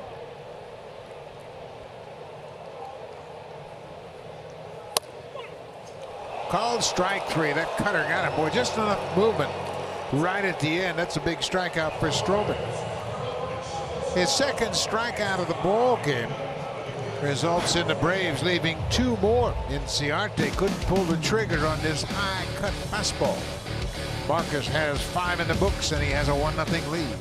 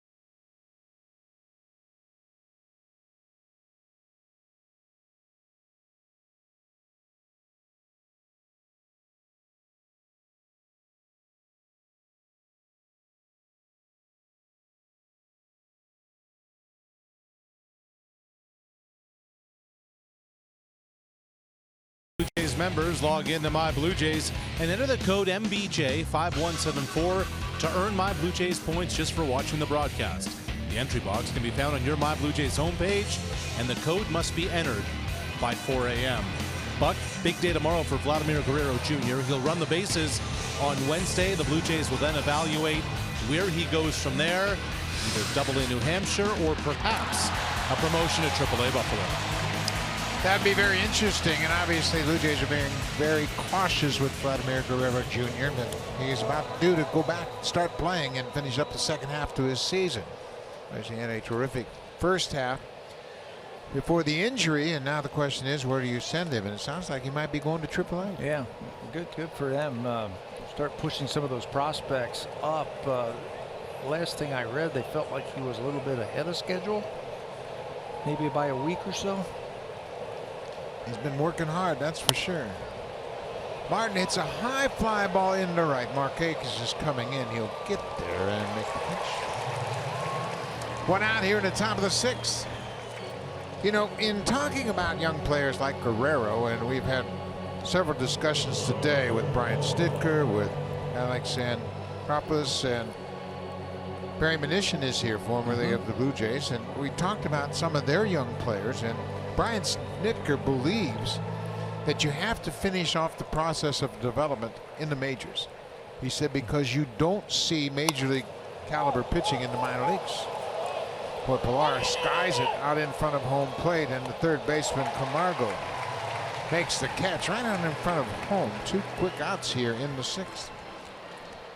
But Snitker was talking about Albies and Acuna and Camargo, the younger guys in this team, saying they're surrounded by good players, Markakis and Suzuki and Freeman, and they can now come up and learn how to play in the big leagues with all these great mentors here with them in the major leagues. Plus, you're getting tested every single time.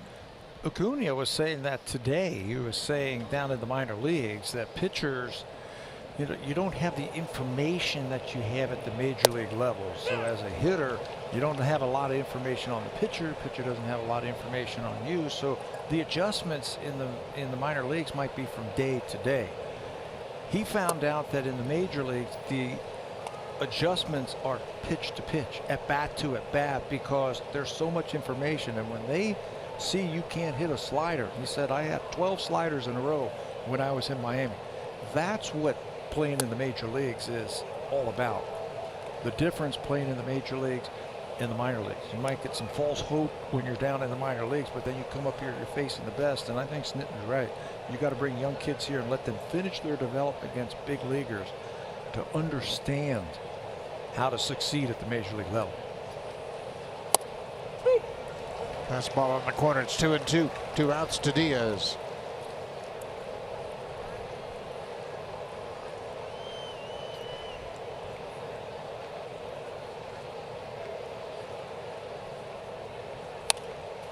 Fights it off.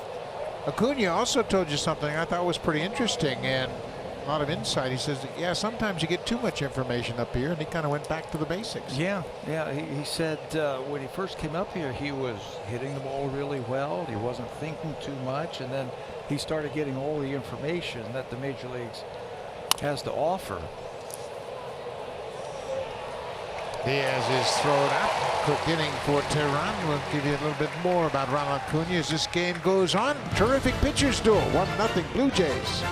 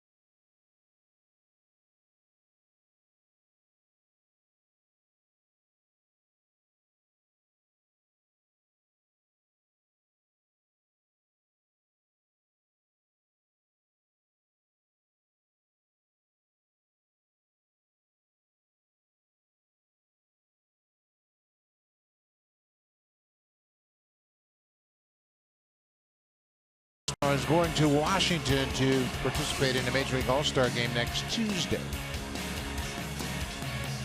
Nick Markakis is making his first All-Star team. Freddie Freeman, the first baseman. Albies, his first All-Star team. And Mike Fultonavich, who started out his career with the Houston Astros. Come over here, part of the Gaddis trade. We'll see him tomorrow. He's scheduled to start tomorrow. Freddie Freeman, first top vote getter for the Braves since Dale Murphy in 1985. Over 4 million votes.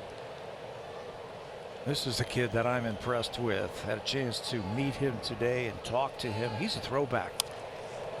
Just like the old players. He was all over his coach today, Ron Washington, out of respect. They work hard, and Washington takes each one of his middle infielders and hits them fungos from about 10 feet. They're down on one knee, catching everything one-handed, backhand, forehand, just one after another, and they all go through individual training. That's a beautiful bump, and that is a great example of what Albies can do. He can beat you many ways. He has 18 home runs. Now he has a second hit. It's a bunt single. Let's check in with Jamie Campbell.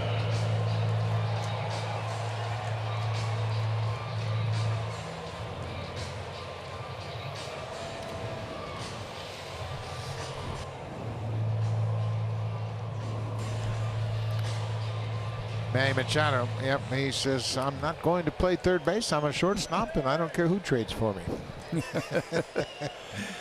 Boy, what a bunt by Albies. A leadoff bunt base hit here in the 6th. Freddie Freeman, the hitter. You mentioned all the extra base hits from Ozzie Albies, but now he can beat you by handling that. That was executed perfectly. The only thing that Solarte could have done is maybe let the ball go and hope, just hope that that ball goes foul.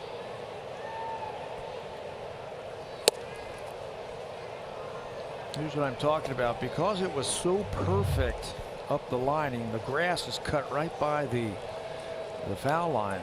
And the only thing you can do is just let the ball go and hope that it goes foul, because if you touch it in fair territory, he's going to beat it out.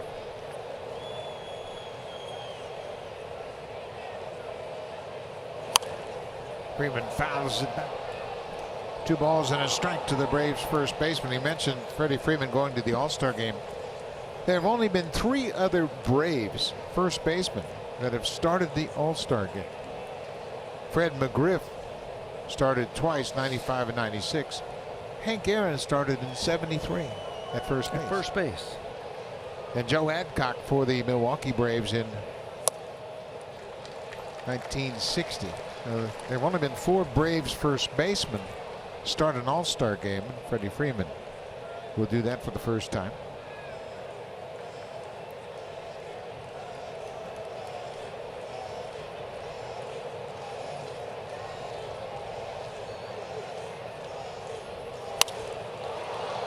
Another pitch outside found in the seats. Of course, the other Brave, the one other that we mentioned earlier, Andres Galarraga, started in 2000. So Freeman is the first Braves to start at first base since Galarraga. You're pitching right into his strength if you're trying to keep the ball away from him. That's where he's aiming, left center field on balls away. It looks like they're going to go in now. Albies is running, swing and a foul off. They started the runner. And you saw Russell Martin right there give the sign like, hey, let me know he's going. I didn't hear anybody tell me that he was going. And luckily that ball was fouled off by Freeman. Oftentimes a catcher can see the runner, but it's difficult with Freddie Freeman, who's a big left-handed hitter. He blocks the view of Martin.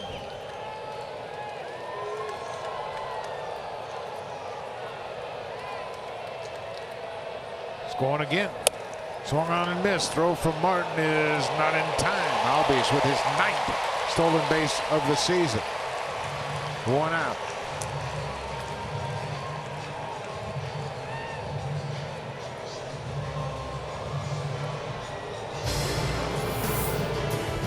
The Honda checkered flag event.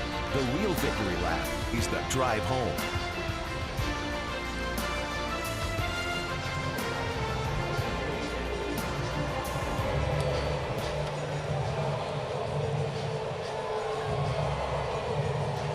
Blue Jays checking at second, but it appeared that he beat this easily. The tag by Solarte. Looked like his hand was on the base. Yeah, not enough evidence to overturn. The Blue Jays were thinking about it, but they called it off. Nick Markakis now batting with a runner in scoring position.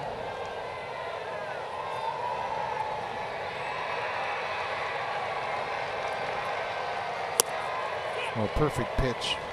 Fastball down and away at the knees. He's had that fastball strike, especially early in the count, all night long. Being able to find the strike at the lower part of the strike zone anytime he needs it. This is one tough guy right now he's got to deal with.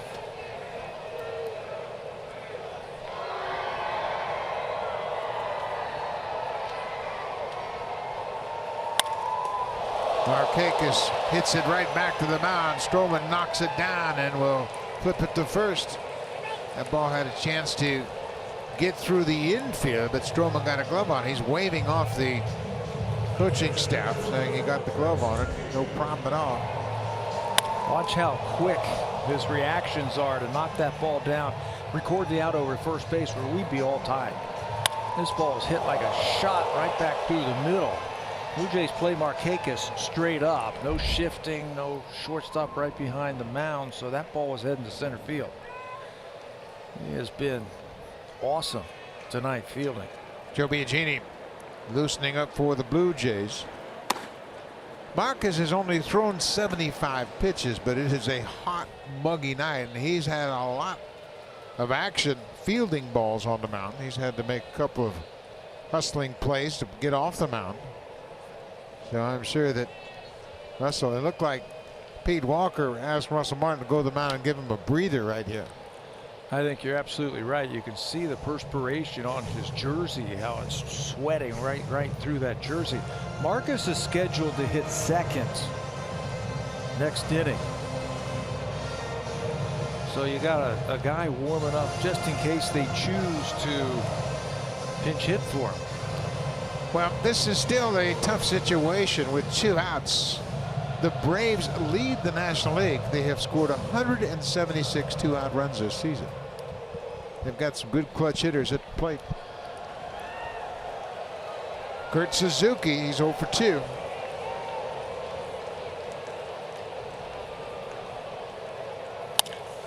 Ground ball, base hit.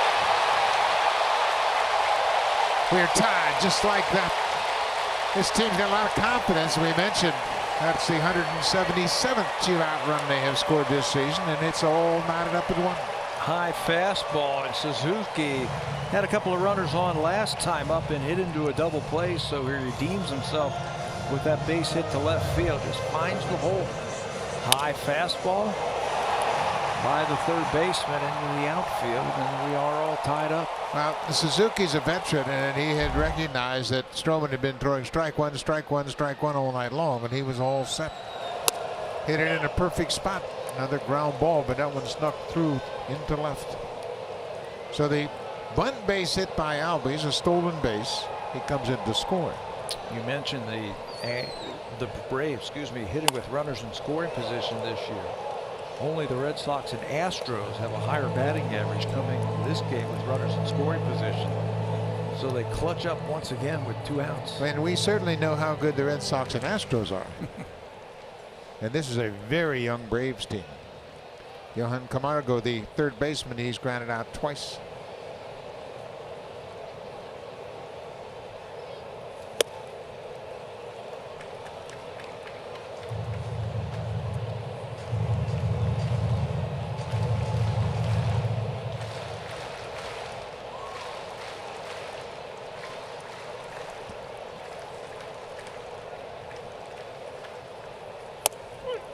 Strike 3 called. So Camargo is out on strikes. 2 strikeouts in the inning, but Ozzie Albies started it off with a bunt single. He comes around to score. It's a 1-1 game as we head to the 7th.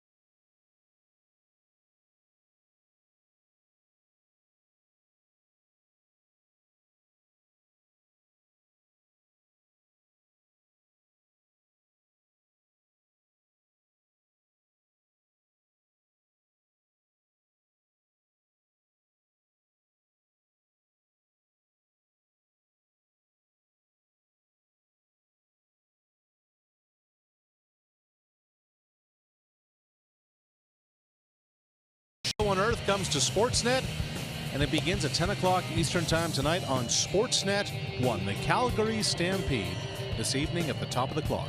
Buck? Thank you very much, Arash. We are in Atlanta. Buck Martinez along with Pat Tabler and Arash Madani. I hope you're having a good night. It's quite a ball game. It's a 1-1 game now. Julio Teheran back to start the 7th. Teheran has only pitched 7 innings 3 times this season. Interesting that all 3 times they have been against the Mets.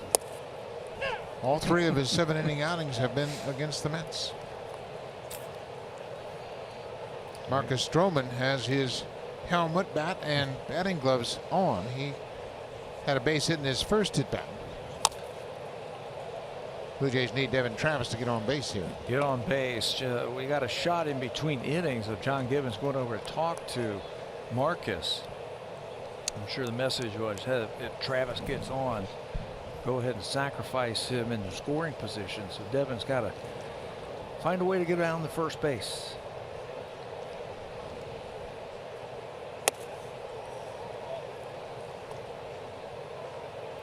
1 ball, 2 strikes. The Braves bullpen is working. Jesse Biddle, one of 4 left-handers down in their bullpen.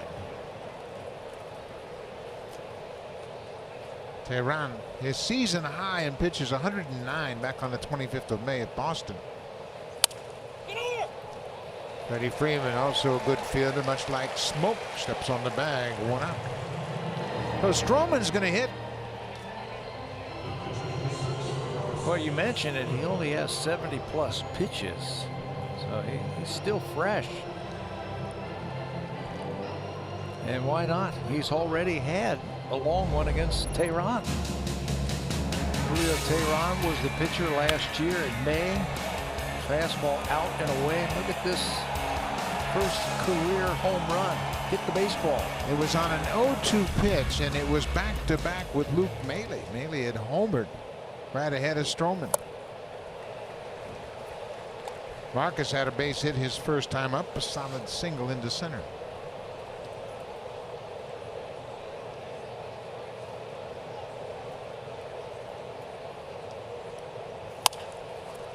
Hits this one in the hole. It's short. 2 outs.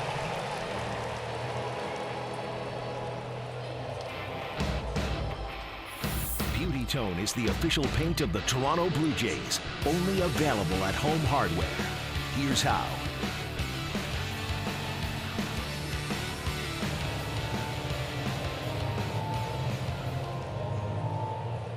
So Brian Snitker will make a pitching change as Julio Teheran goes 6 2/3. Jesse Biddle will come in to face Curtis Granderson, or a pinch hitter. Teoscar Hernandez is on the bench. That's a possibility. It's a 1-1 game. Stroman and Teheran doing a great job off the mound tonight.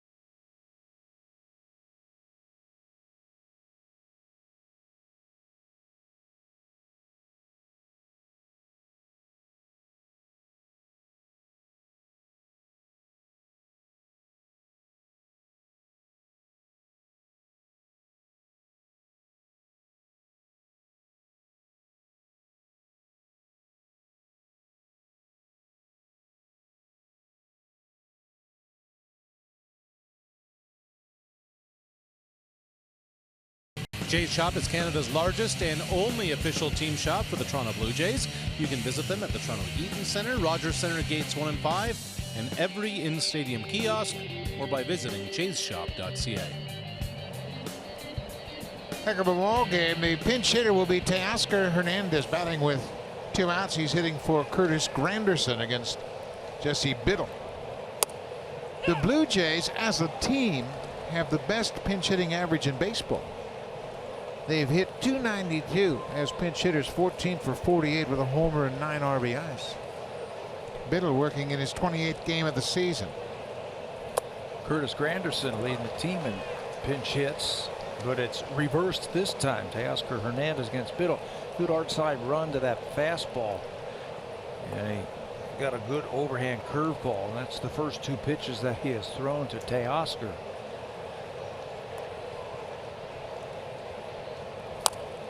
Another breaking ball. He gets a piece of it to stay alive. Teoscar, as a pinch hitter, is just 0 for 1. Curtis Granderson has 15 pinch hit at bats. He's first on the team. Kendrys Morales, he has 12 pinch hit at bats.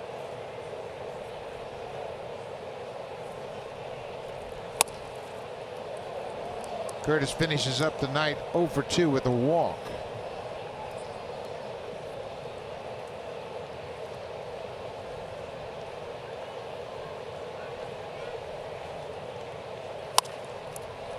That's going to reach the seats, be out of play.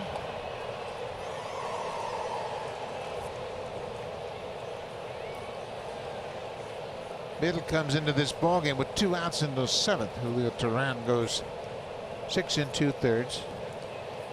Braves picked him up just a couple of years ago off waivers from the Pirates, and he's turned into a nice career.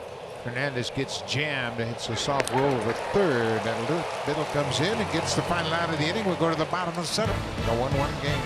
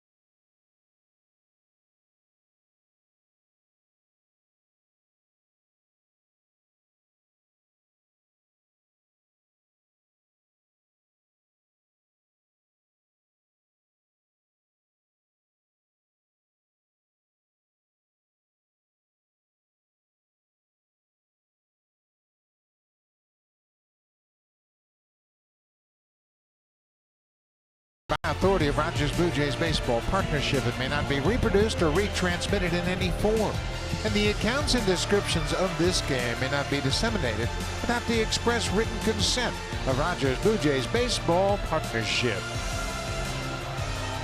We are in Atlanta, first of 2 games. You see the pinch hitter, Teoscar Hernandez, taking over defensively in left field. He pinch hit for Curtis Granderson. Marcus Stroman back out to start the bottom of the 7th. Stroman has thrown just 80 pitches in total. First pitch, breaking ball. Ronald Acuna Jr., he is 0 for 2.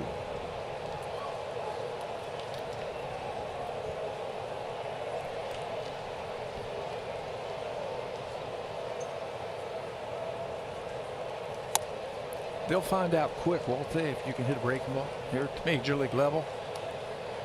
He said he was down in Miami and he saw nothing but breaking balls from the Marlins staff, and that's what Marcus has featured a lot tonight, too. Gets that fastball in there for strike 2. Marcus has 4 strikeouts. He's walked 2.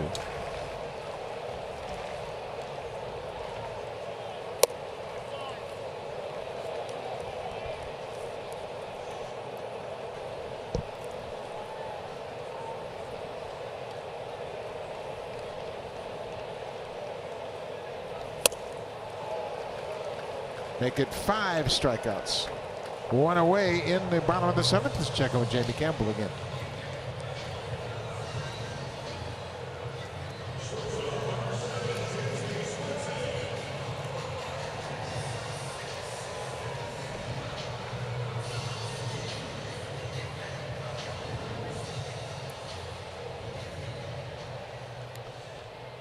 Andrew Kashner and Masahiro Tanaka were the starters in that game. They have long since been out of the game. Chad Green and Michael Givens, the pitchers of record right now. But Shadow, his second home run gives him 23, as Jamie mentioned. He also has 63 RBIs. What's your gut feeling about where he might end up? Where he might end up. You know, you keep hearing the Los Angeles Dodgers because of the injury to Corey Seager.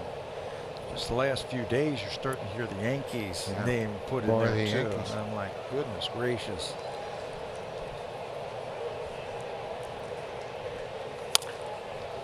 Ground ball foul off the bat of the shortstop Dansby Swanson. But my gut feeling is I really don't have a team, you know, where he might go to. Maybe it's Philadelphia, but it's an interesting thing because it would be a rental because he's going to be a free agent. He might. You know, how many players are you going to give up for a 2-month rental? Yeah, that's a real question. Hanging breaking ball ripped into center field by Swanson.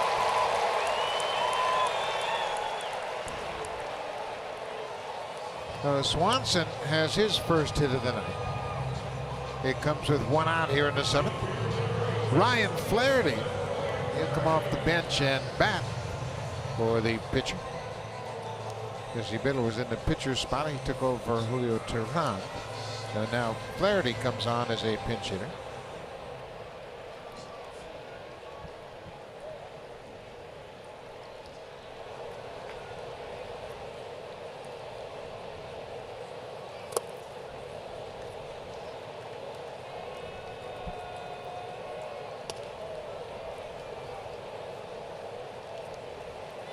Ryan, of course, spent time with the Orioles, so he is familiar with Stroman.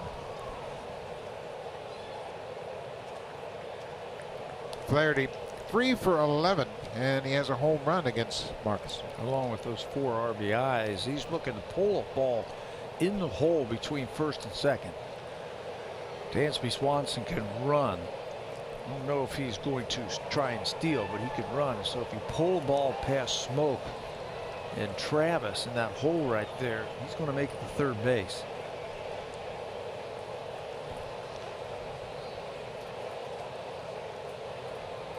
There goes the runner on the ground. Swanson will get to second. They go to first to retire Flaherty. They're playing hit and run there, and Swanson moves into scoring position, but now there are 2 outs. Well, all you have to do is pay attention. You see how many balls have been hit on the ground tonight against Marcus Stroman. Brian Snitker says, I'm tired of hitting into double plays. I'm going to start my runner and take a shot that he can hit it where the infielder takes off. But the Blue Jays guessed right. They had the shortstop covering. The ball was pulled on the ground to the second baseman. So Snitker, the last thing he got out of that is he's got a runner in scoring position. Ender Inciarte, the leadoff man, is 0 for 3. Nice pick by Martin. That ball skipped right off home plate. Marcus has now thrown 92 pitches in this game. His season high is 99. He did that twice, once on the 13th of April at Cleveland, again on the 2nd of May in Minnesota. But he doesn't appear to be tiring at any aspect of it. even though he's run the bases and he's had to cover first a lot. Little different weather conditions too to deal with than those other times. Ground ball, Smoke has it. He'll go to the bag, and Ciarte's retired as Smoke makes another good play. So we have played 7 complete here in Atlanta. It's a 1-1 ball game.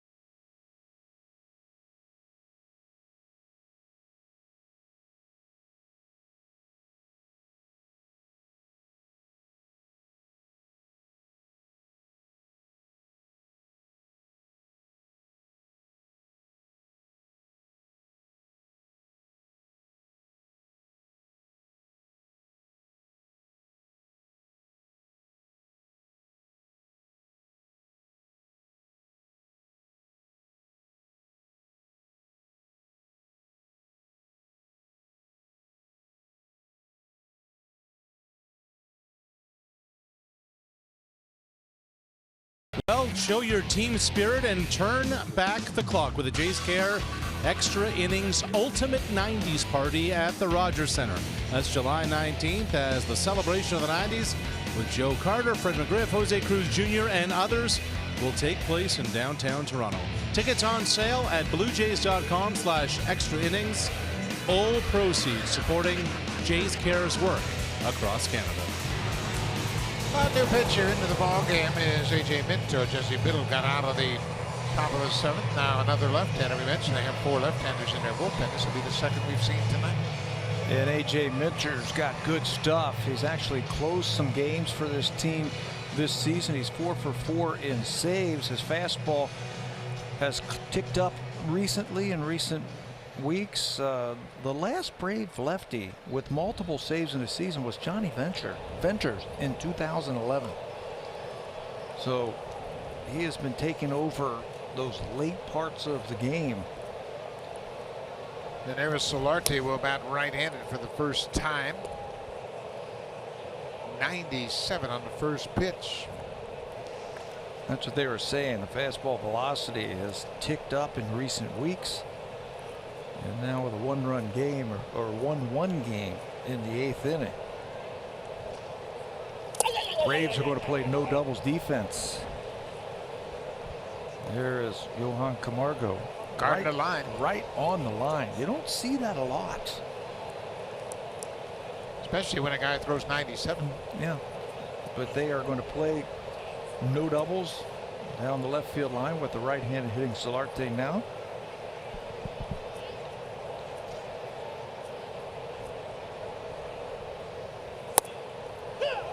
Well, that's a tough pitch. Solarte thought it was low. 2-1. There are only 2 Blue Jays that have ever faced Minter, and Solarte is one of them. He has a hit in his only at bat against Minter. Ramos is the other.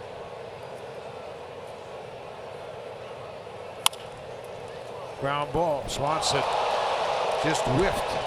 Well, he got all set up for the backhanded grab. That'll be 6th air of the season charged to Swanson.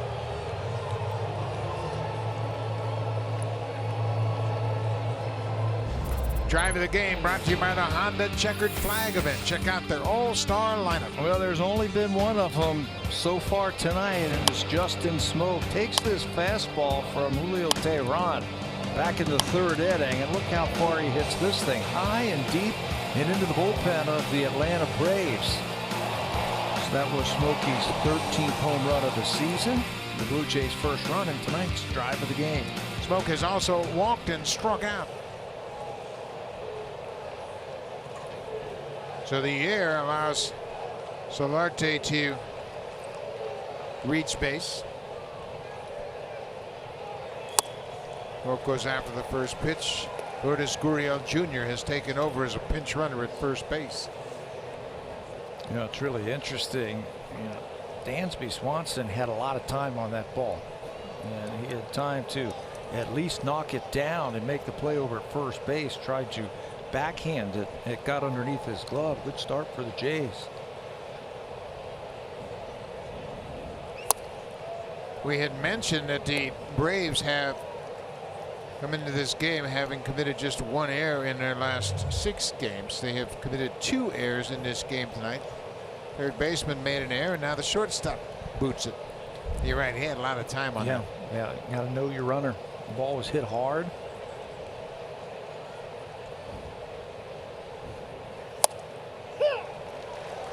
On the inside corner. Vinter's got a good arm. Well, you get a left-hander throwing this hard. This is what everybody in baseball is looking for. There aren't too many of them. Left-handers that can come out of the bullpen and give you strikeouts late in the ball game. He's got 42 of them in just 37 innings so far this season. There's some natural cut too to his fastball. That one was 92, and it cut down out of the strike zone. Former second-round draft pick just 3 years ago out of Texas A&M.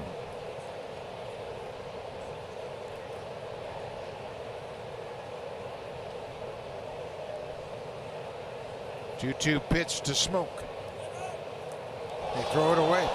Gurriel's going to go to second. That ball sneaks into the camera well, and that'll be another error. That's the 3rd error of the game for the Braves. Well, that's a big 90 feet for the Blue Jays. Yeah, with nobody out, Gurriel was not going anywhere. You can see that lead. It's about 6 feet, and the throw is way off target. And it rolls into the camera well, so it's a dead ball and just one base. They charge Freddie Freeman with the error. That's his 5th error of the season, the first baseman. 2-2 now to Smoke.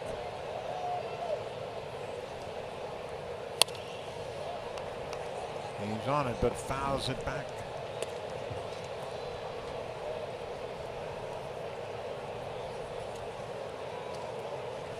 Well, Blue Jays got to take advantage of this. Their leadoff man Solarte reached on an error by the shortstop Dansby Swanson, and now the runner goes to second on the error by the first baseman.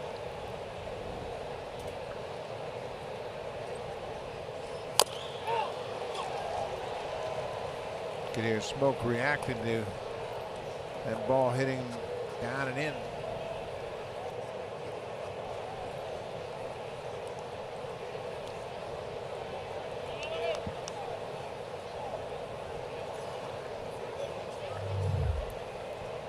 Told you he's got that cutting action on that fastball, and when you cut that ball like that to a righty, you top it. That one looked like it hit Justin right off the back knee. Another 2-2 pitch. But first the spin move, and Gurriel's back. The Braves have committed 3 errors in this game. It's the 3rd time they've had 3 errors in a game this season, but the first time since the 21st of April.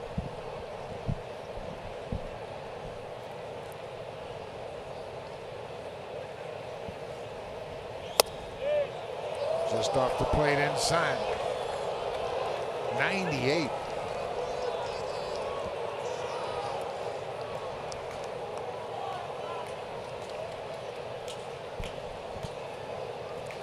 Just a little bit like Billy Wagner. I don't know if he's got the breaking ball that Billy Wagner had. We haven't seen it yet.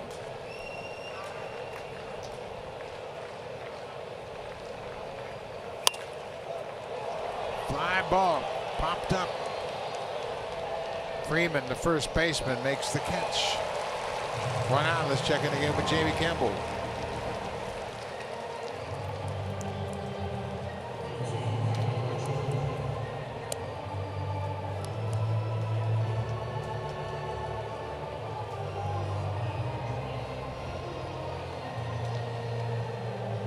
Cincinnati has been one of the hottest teams in baseball since the 8th of May. They have scored a ton of runs, and they've done it again tonight.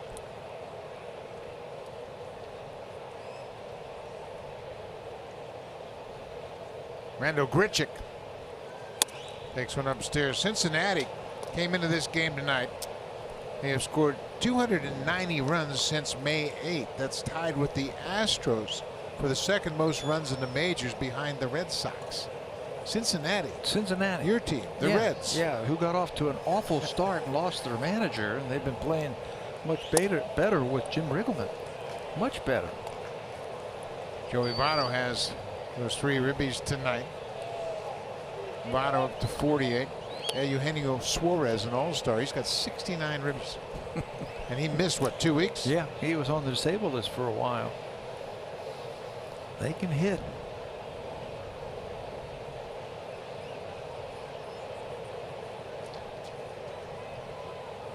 Two and 0.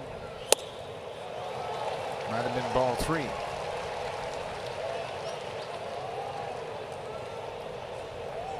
Eighth inning of a 1-1 game.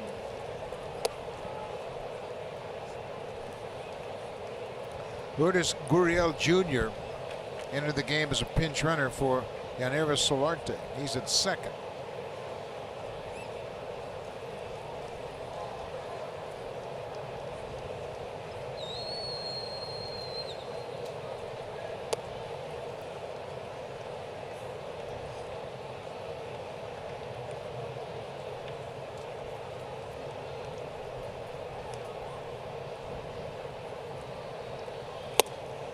Laying off that high pitch that time. Yeah, you can get a little bit too anxious sometimes trying to drive in that run, but this is where you got to really say, okay, I'm going to be disciplined enough and I'm going to make him get that ball down. That's what good RBI guys do. They make that pitcher come to them. High strike. Full count now to Grichuk. 1 out. Russell Martin is on deck.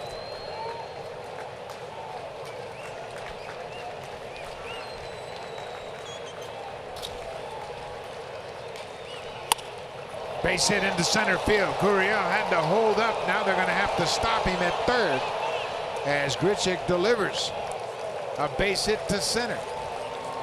Gurriel wasn't sure if that ball was going to be caught by an infielder, I guess, because he stopped and looked to make sure it was down safely. Yeah, he did not get a good read on that ball. Watch him out at second base. It's a base hit to his left, and he turns the wrong way. He turned all the way around, and by that time, Luis Rivera could only stop him. Yeah. Yeah, you got to know where all the fielders are, and there was no chance for an infielder to catch that, but he just hesitated, and by the time he did that, Rivera has to stop him at third. Yeah, he spun all around. You take your secondary lead, you read the ball off the bat, and your momentum should be on your right leg as that ball is crossing home plate. So when you read it, you can just get a good break. Russell Martin takes a first pitch strike.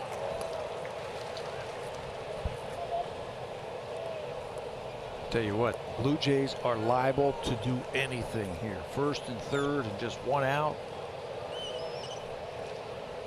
They're trying to figure out the best way to score this run.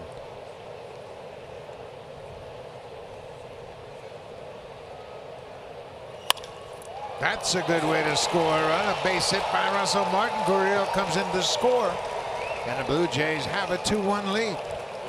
For Martin, RBI number 17 on the season. And he delivers a big hit, back-to-back singles by the Blue Jays here. Russell was robbed of a hit a second time up on a line drive right to the third baseman. That one was a pitch that he could handle. That cutting fastball out over the plate came right back to him. Rips it into left field to score the pinch runner. Blue Jays take advantage of the errors by the Braves this inning. 2 errors in the inning, contributing to that second run for the Blue Jays.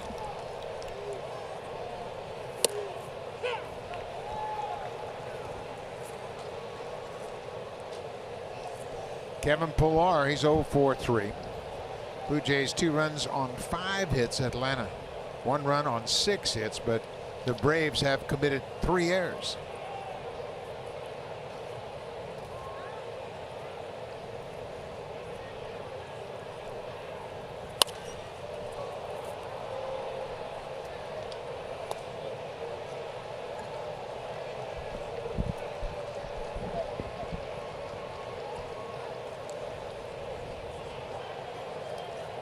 Pete Walker and Luke Maley talking about some hitters, I'm sure, as to how they might approach some of these Braves hitters. Pillar behind 0-2.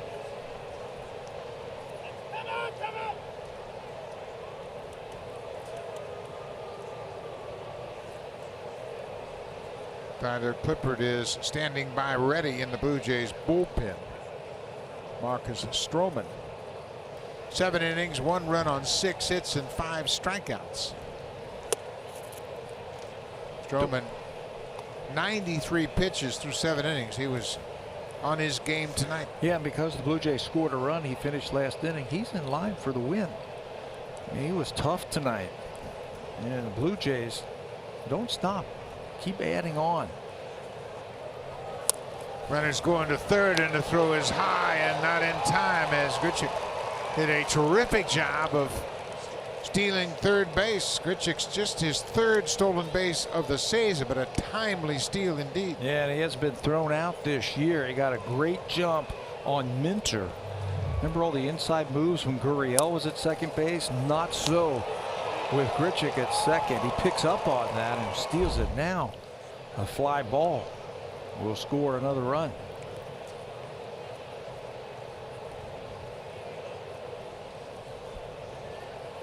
There goes the runner. The hit and run is on. Pillar gets a base hit. Grichuk's in to score. Martin will go to third. Kevin Pillar with a hit and run RBI single to right. 3 straight singles off of Minter. Blue Jays playing the small ball here in the 8th inning to bust this thing open. They started the runner at first base just to get the infield moving and to stay out of the double play with 2 strikes. Tough to play hit and run, but they succeed as Pillar pokes it through the right side, sending Martin to third base and sending Brian Snitker to the mound. Well, A.J. Minter, he was let down by his defense. First runner of the inning reached on an error, moved to second. On the second error, he's out of the ball game, having retired just 1 batter. We have a pitching change here in Atlanta, and the Blue Jays have a 3-1 lead.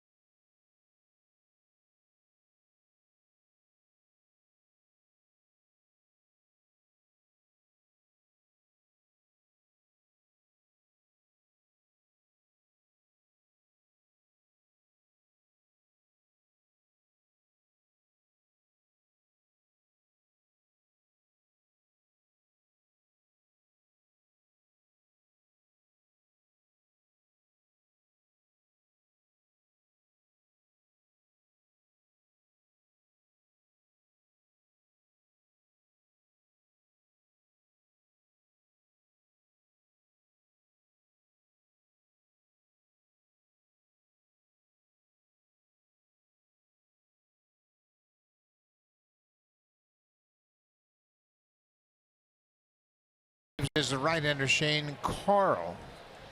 Carl is 26 years old. Originally signed by the Pirates. Good sinking fastball. They brought him in here to try and get a ground ball.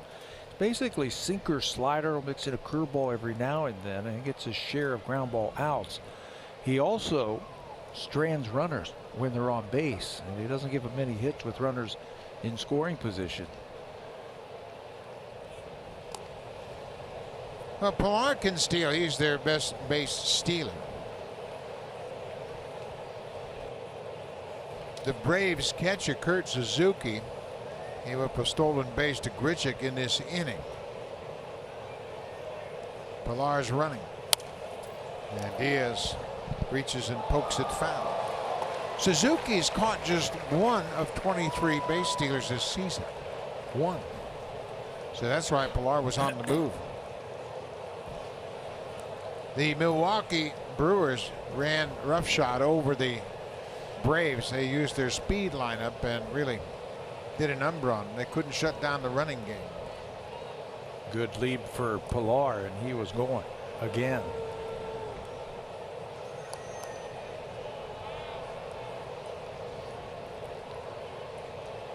You know, you play hit and run in these situations here, and you'll score a run and you'll get another runner in scoring position. Looks like the Blue Jays are going to be aggressive. 3 straight singles for the Blue Jays. Grichuk singled to center. Martin had an RBI single to left, and Pilar an RBI single to right. Now Kevin's working for the lead. There he goes. Base hit down the right field, and that's going to drop. Martin's in to score. Pilar's going to be stopped late. He runs through the stop sign, and there'll be no play. Kevin Pilar came around third, and Rivera had the stop sign up, but Kevin ran right through it and scores easily. There was no throw from the relay man, Ozzie Albies. Yeah, the throw from Markakis as he went over there to cut the ball off in right field. He got it back to the second baseman, but Pilar had already rounded third base. Diaz reaches out on that breaking ball and slices it down the right field line. Martin's going to score. He's going to get 2. Pilar was taken off on the play, so he just keeps running. Louis Rivera, stop, no go. Pilar, not even a play at the plate. So Pilar gets an RBI, and now he scores a run. It is 5-1, a 4-run inning for the Blue Jays here in the 8th. Evan Travis fouls back the first pitch. You know who appreciates that aggressive base running by Pilar? Diaz picks up another RBI thanks to Kevin. So Diaz with 2 RBIs now has 22.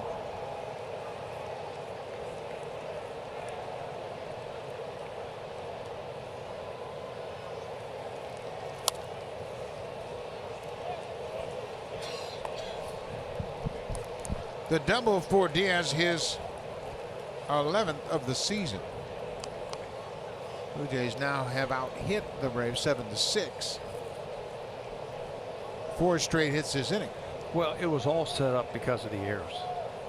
Dansby Swanson error, his 6th of the season, opened this inning up. Solarte got on first base, then the error by Freeman. For some reason, Freddie Freeman got the error. I don't know why. The pitcher threw it away over first base, but it set everything up. There's a drive to left. That's going to be over Acuna, and it bounces out of play into the Blue Jays bullpen. Diaz comes in to score. Devin Travis, a double and an RBI on the ground rule double. That's his 19th ribbing. What an inning the Blue Jays have put together here in the 8th. They have had 4 straight RBI hits this inning. Martin, Pilar, Diaz, and now Travis. Fastball down and in, and he loves that pitch. Golfs it over the head of Acuna. Diaz is going to score easily. Blue Jays busted this thing open thanks to the errors to open this inning. So the pitcher spot a scheduled hitter, and Morales will be given the intentional pass. So he didn't even get to step in the batter's box, and they just signaled 4, and he is given the free pass to first.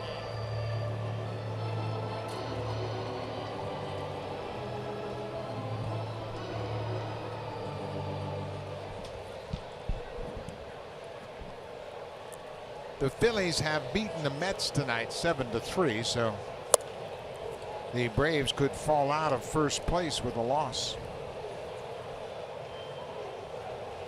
Teoscar Hernandez came in as a pinch hitter in the 7th and grounded out to 3rd.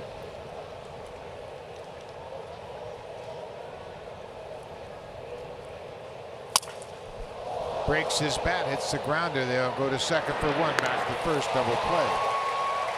That'll end the inning, but what an inning. The Blue Jays score 5 runs on 5 hits, 2 errors in the inning contributed, and they have a lead as we go to the bottom of the 8th. Now time for a Blue Jays Central update. Here's Jamie Campbell with Joe Siddle from the Samsung broadcast studio.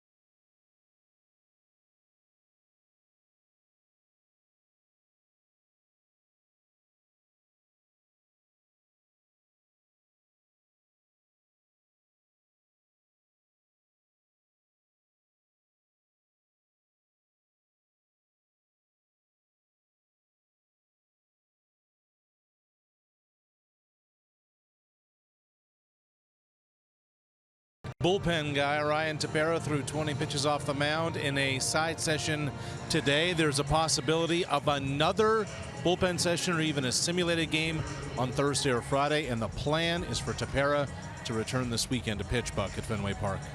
Well, that'd be good news to get his arm back into the mix, as he's been out with an elbow issue. Aaron loops into the ball game after Marcus Stroman goes 7 strong innings. Stroman's in line for the win. It'd be his 2nd win of the season. Yeah, bullpen got to shut it down. It starts with Loop with a couple of left-handers this inning. Aaron doesn't have any record, but he's got a very good 386 earned run average. Opponent's hitting just 275 against him, and the strikeouts are up this year. He's averaging 10 per 9. Top part of the order, it'll be Albies, Freeman, and Markakis. The shortstop, Aledmus Diaz, moves to 3rd. So Larte was lifted for the pinch runner, Lourdes Gurriel Jr., who takes over defensively at short. Ozzie Albies has extended his hit streak to 7 straight games. He had a bunt single, stole a base, and scored the Braves run back in the 6th his last time up.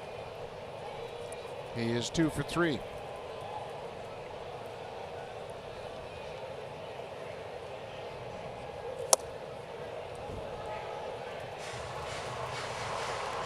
Aaron's last 2 outings, both of them against the Yankees, have been just 1/3 of an inning.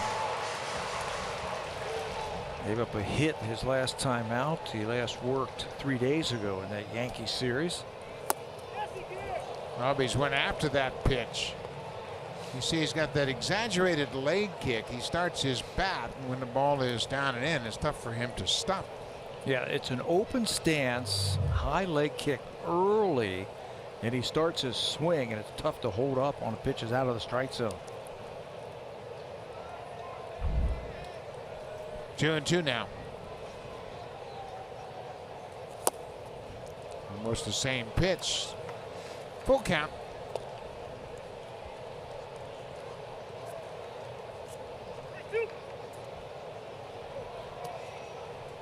The hit streak extended to 7 straight. He's hitting .419 during those 7 games. Ground ball up the middle. He'll have another base hit. A 3-hit night for Albies. A leadoff single here in the 8th. And now look at Skyscraper starring Dwayne Johnson. Skyscraper in theaters and Real D 3D July 13th.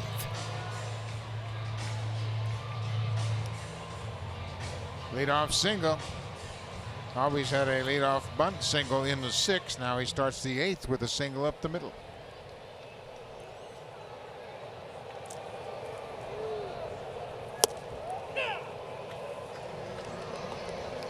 Freddie Freeman.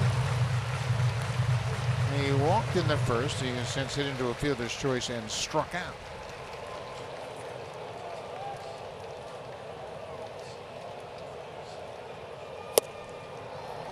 A couple of good fastballs right there for Loop against Freeman. It was right here in this ballpark last year where Aaron really upset the great season that Freddie Freeman was having when he hit him with a pitch right on the hand, broke his hand. He was out 8 weeks. Freeman broke his hand. He's only 0 for 1. It's the only other plate appearance he had. He leads with his hands, and when that fastball came up and in last year, he just couldn't pull him back quick enough. That bottom hand actually fractured it, was out for 2 months.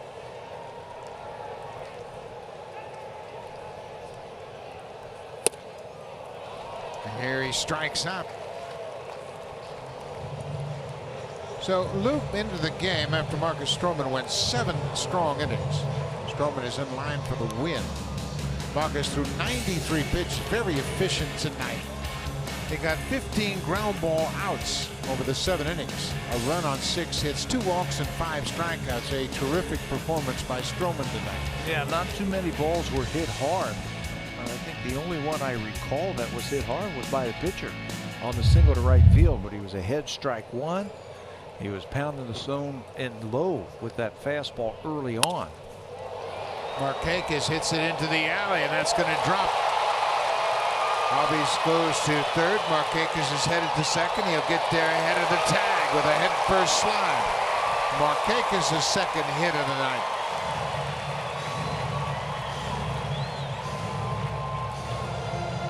.28 double of the season. 2 more hits tonight. Markakis has 115 hits for the season. On his way to 200. He's never had 200 hits in a season. Reads that ball is going to land between Pilar and Hernandez and hustles his way into second base. What a season he is putting together for the Braves. So Aaron Loop is out of the game as Markakis gets to the double. Kurt Suzuki is the batter. Sun-Wan Oh is coming into the ball game for the Blue Jays.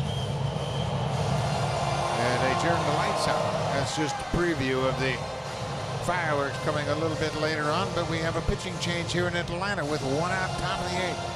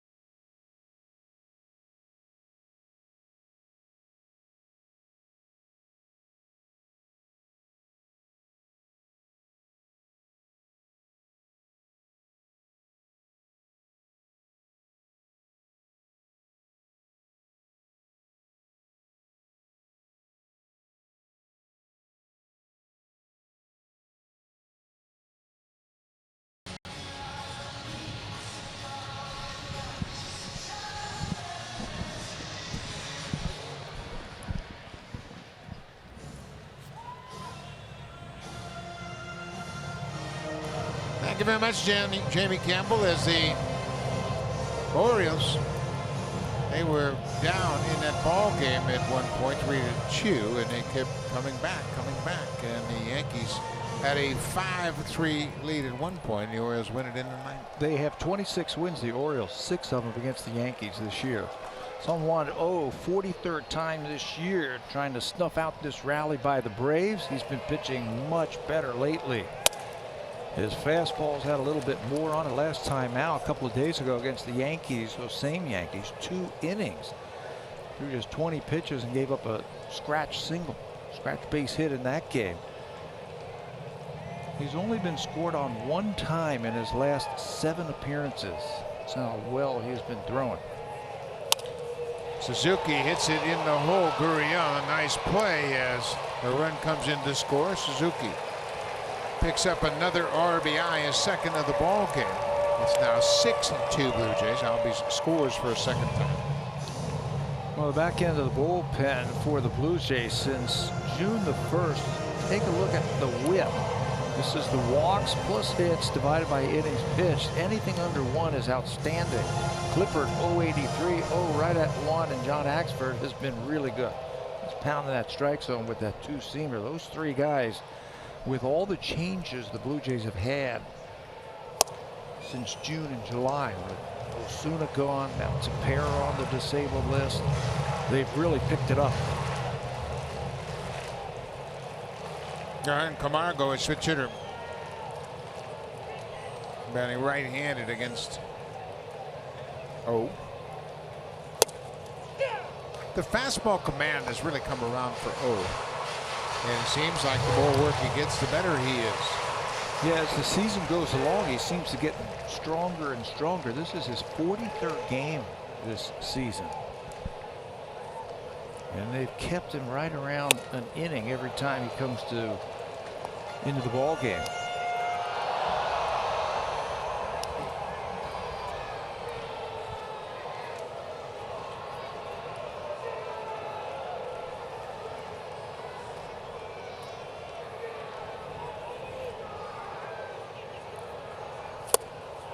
Good job by O as he strikes out Camargo.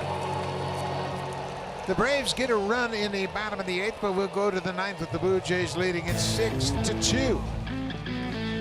Oh, does a good job with the breaking ball to end the inning with the strikeout.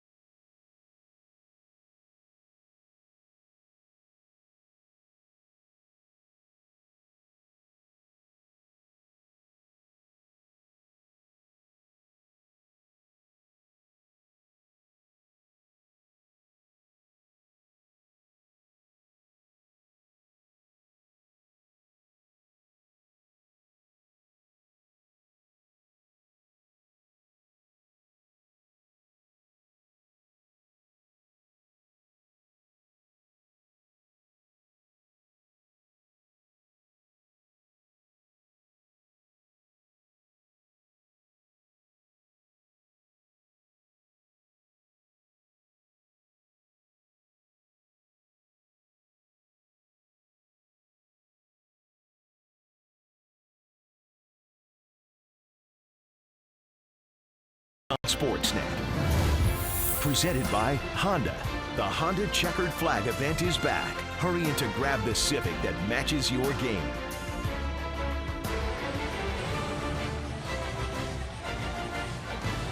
Welcome back to Atlanta. We are in the 9th inning, and the Blue Jays in line for the win, 6-2, as they are set to bat. There's Gurriel Jr. Came in the game as a pinch runner in the 8th inning. Came around to score the second Blue Jays run. Gets his first plate appearance of the ball game. He made a nice play, didn't he, on that ground ball? Very patient backhand. Made a nice grab and threw to first on the money. Gurriel batting .228 for the season. 4 homers and 13 RBIs.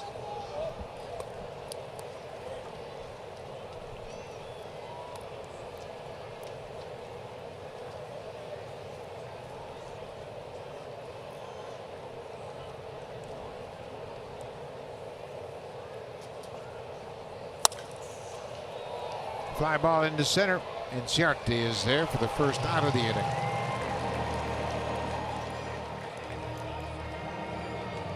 Shane Carl came into the game with 1 out in the 8th inning and gave up a 2-run double to Diaz. Gave up an RBI double to Travis, and then got a double play after the intentional walk to Morales, the pinch hitter. They're carrying 9 relievers right now, the Atlanta Braves. I didn't know you needed that many. I guess so in the National League. Well, they have 4 left-handers, which is really a luxury. But tonight, the left-hander, A.J. Minter, didn't fare so well, but the defense let him down. That is some clutch hitting by the Jays in that 8th inning, set up by the errors. Open this game up at 9 relievers. That might be an area where the Braves might want to try and get some veteran help the last couple of months of the season. A lot of young arms in that bullpen for Atlanta. There are a lot of options with the Blue Jays for sure. Tyler Clifford is loosening up. It is a 4-run game, not a save situation, but we mentioned how Clifford, O, and Axford are all throwing the ball very well.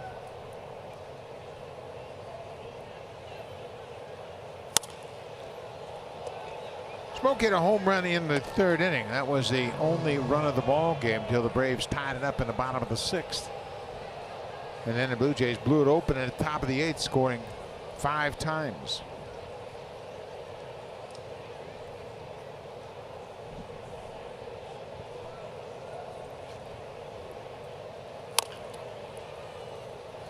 Just off the plate, a little breaking ball is dribbled foul by Smoke.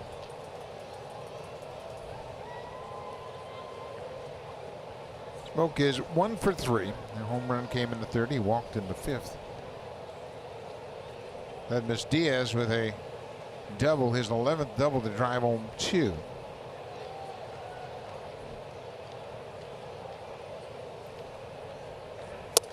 Outside.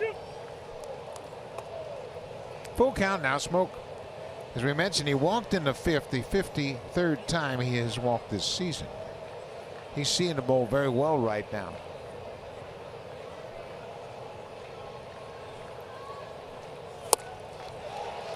Swings and misses at that pitch. Smoke strikes out for a 2nd time. They nibbled and nibbled until they got to 3-2 and then threw him a changeup. 3-2. Just would not serve him that room service fastball. Here comes a changeup, 3-2, and got good movement on it. Randall Grichuk had a base hit in the 8th. The first of 5 straight base hits for the Blue Jays.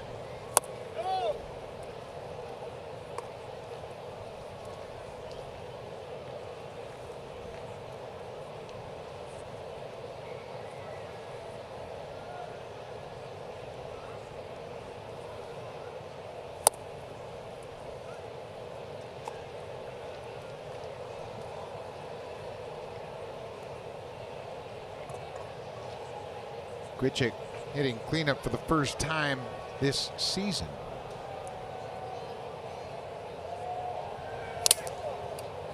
Now they're off the catcher's mask. Kurt Suzuki making his 47th start. They got a nice tandem of catchers here, although Suzuki's had his problems throwing out base runners. He's caught just 1 of 23 this season. But he does a nice job calling the game and handling the pitchers. Handling the pitchers, and offensively, they're getting some production from the catchers. Pitch hit bounces out to the catcher, 2-3. Good inning for Carl. We'll go to the bottom of the ninth. The Blue Jays in line for the win, 6-2. Tyler Clippard coming on.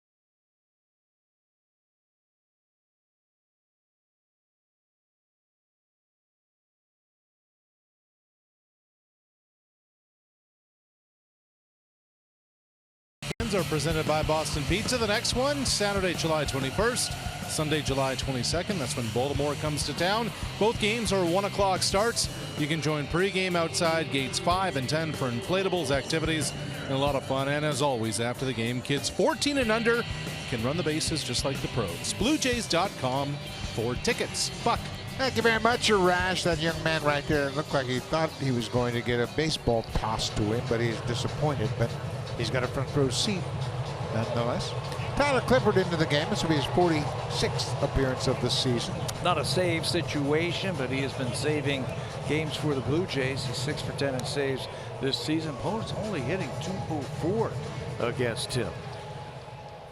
Everybody knows he's got the great changeup. The splitter's been working this season also. He just has to work his way through these lineups.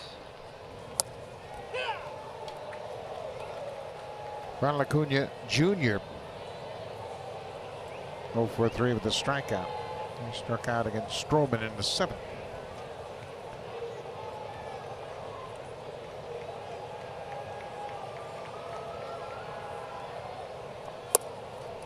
Clippard making his 46th appearance. As we mentioned, he's one behind Edwin Diaz of the Mariners for the most appearances in the American League.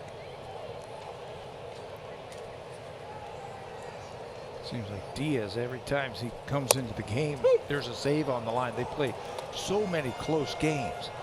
He has 35 saves, 8 more than Craig Kimbrell of the Red Sox. Ryan Shapiro got some good news today. He threw and felt pretty good. He hopes to get off the mound and maybe back into the bullpen over the weekend in Boston.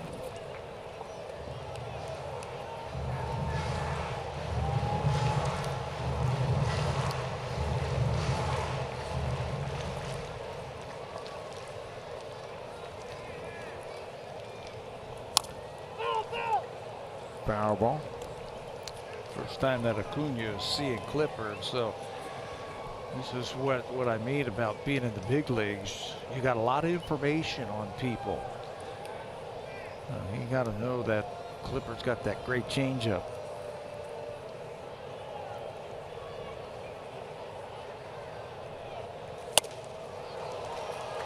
Acuna strikes out for a second time tonight, one away. Now for a preview of what's coming up next on Sportsnet Central. Here's Ivanka Osbach and Eric Thomas.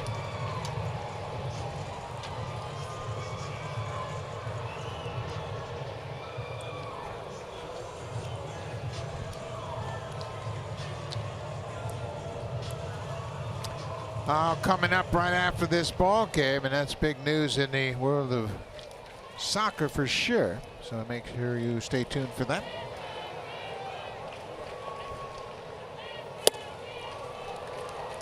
Dansby Swanson is 1 for 2 with a walk. He also committed a big error that led to the 5-run inning for the Blue Jays in the 8th. Selected a ground ball to shortstop, and he whiffed on it. His 6th error of the season.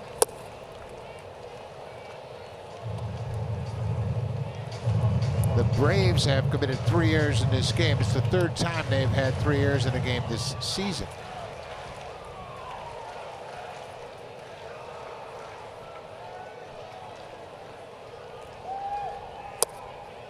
It's an exceptional evening because when Atlanta started this game, they had committed just 21 infield errors coming into the night. It's the 2nd fewest in the National League, and they committed 3 infield errors tonight. The 3rd baseman, shortstop, and 1st baseman all charged with errors. Yeah, at least they spread it around. It led to a couple of big runs for the Blue Jays. It's a high pop-up. Smoke calls for it quickly. The 1st baseman waits on it, and the Braves are down to their final out.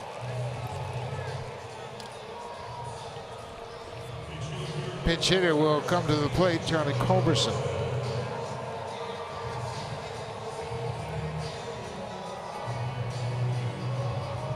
Culberson, super utility player, plays all over the diamond. Braves have a little concern about their bench. They might try to beef that up as they get closer to that trade deadline. Of course, in the National League, the bench plays just about every night. Yeah, you'd love to have that veteran sitting on the bench that can come up in tight situations, especially in September or in the playoffs, if they would get that far, and come up and get you a base hit when you need it.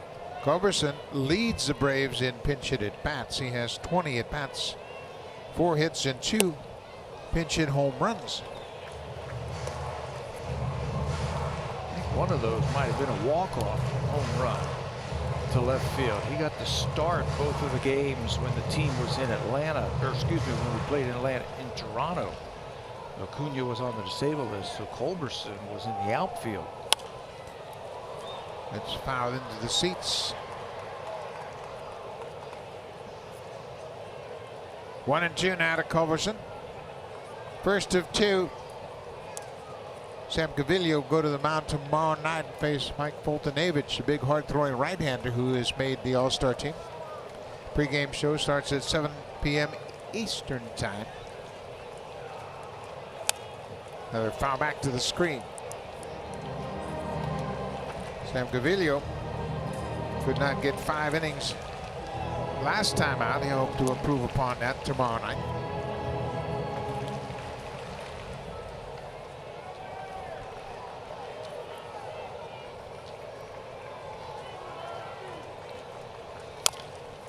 Chopped foul by Culberson.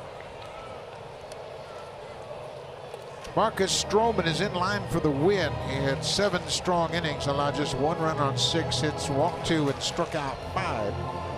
He had 15 ground ball outs. 3rd time Stroman has pitched 7 innings this season. Culberson strikes out, and that's the ball game. Tyler Clippard retires the side in order with a couple of strikeouts, and the Blue Jays win the first of 2 here in Atlanta, 6-2. It took them a while, but the offense finally showed up in the 8th inning and busted this game wide open. They had 4 consecutive hits in that 8th inning to drive in a run. Blow this one open, a big 5-run inning in the 8th as the Blue Jays win game 1. Blue Jays have won 2 of the 3 games these teams have played. They'll finish up tomorrow. Thanks for watching, folks. Have a great night. Stay tuned. Here's Sportsnet Central with Ivanka Osmak and Eric Thomas.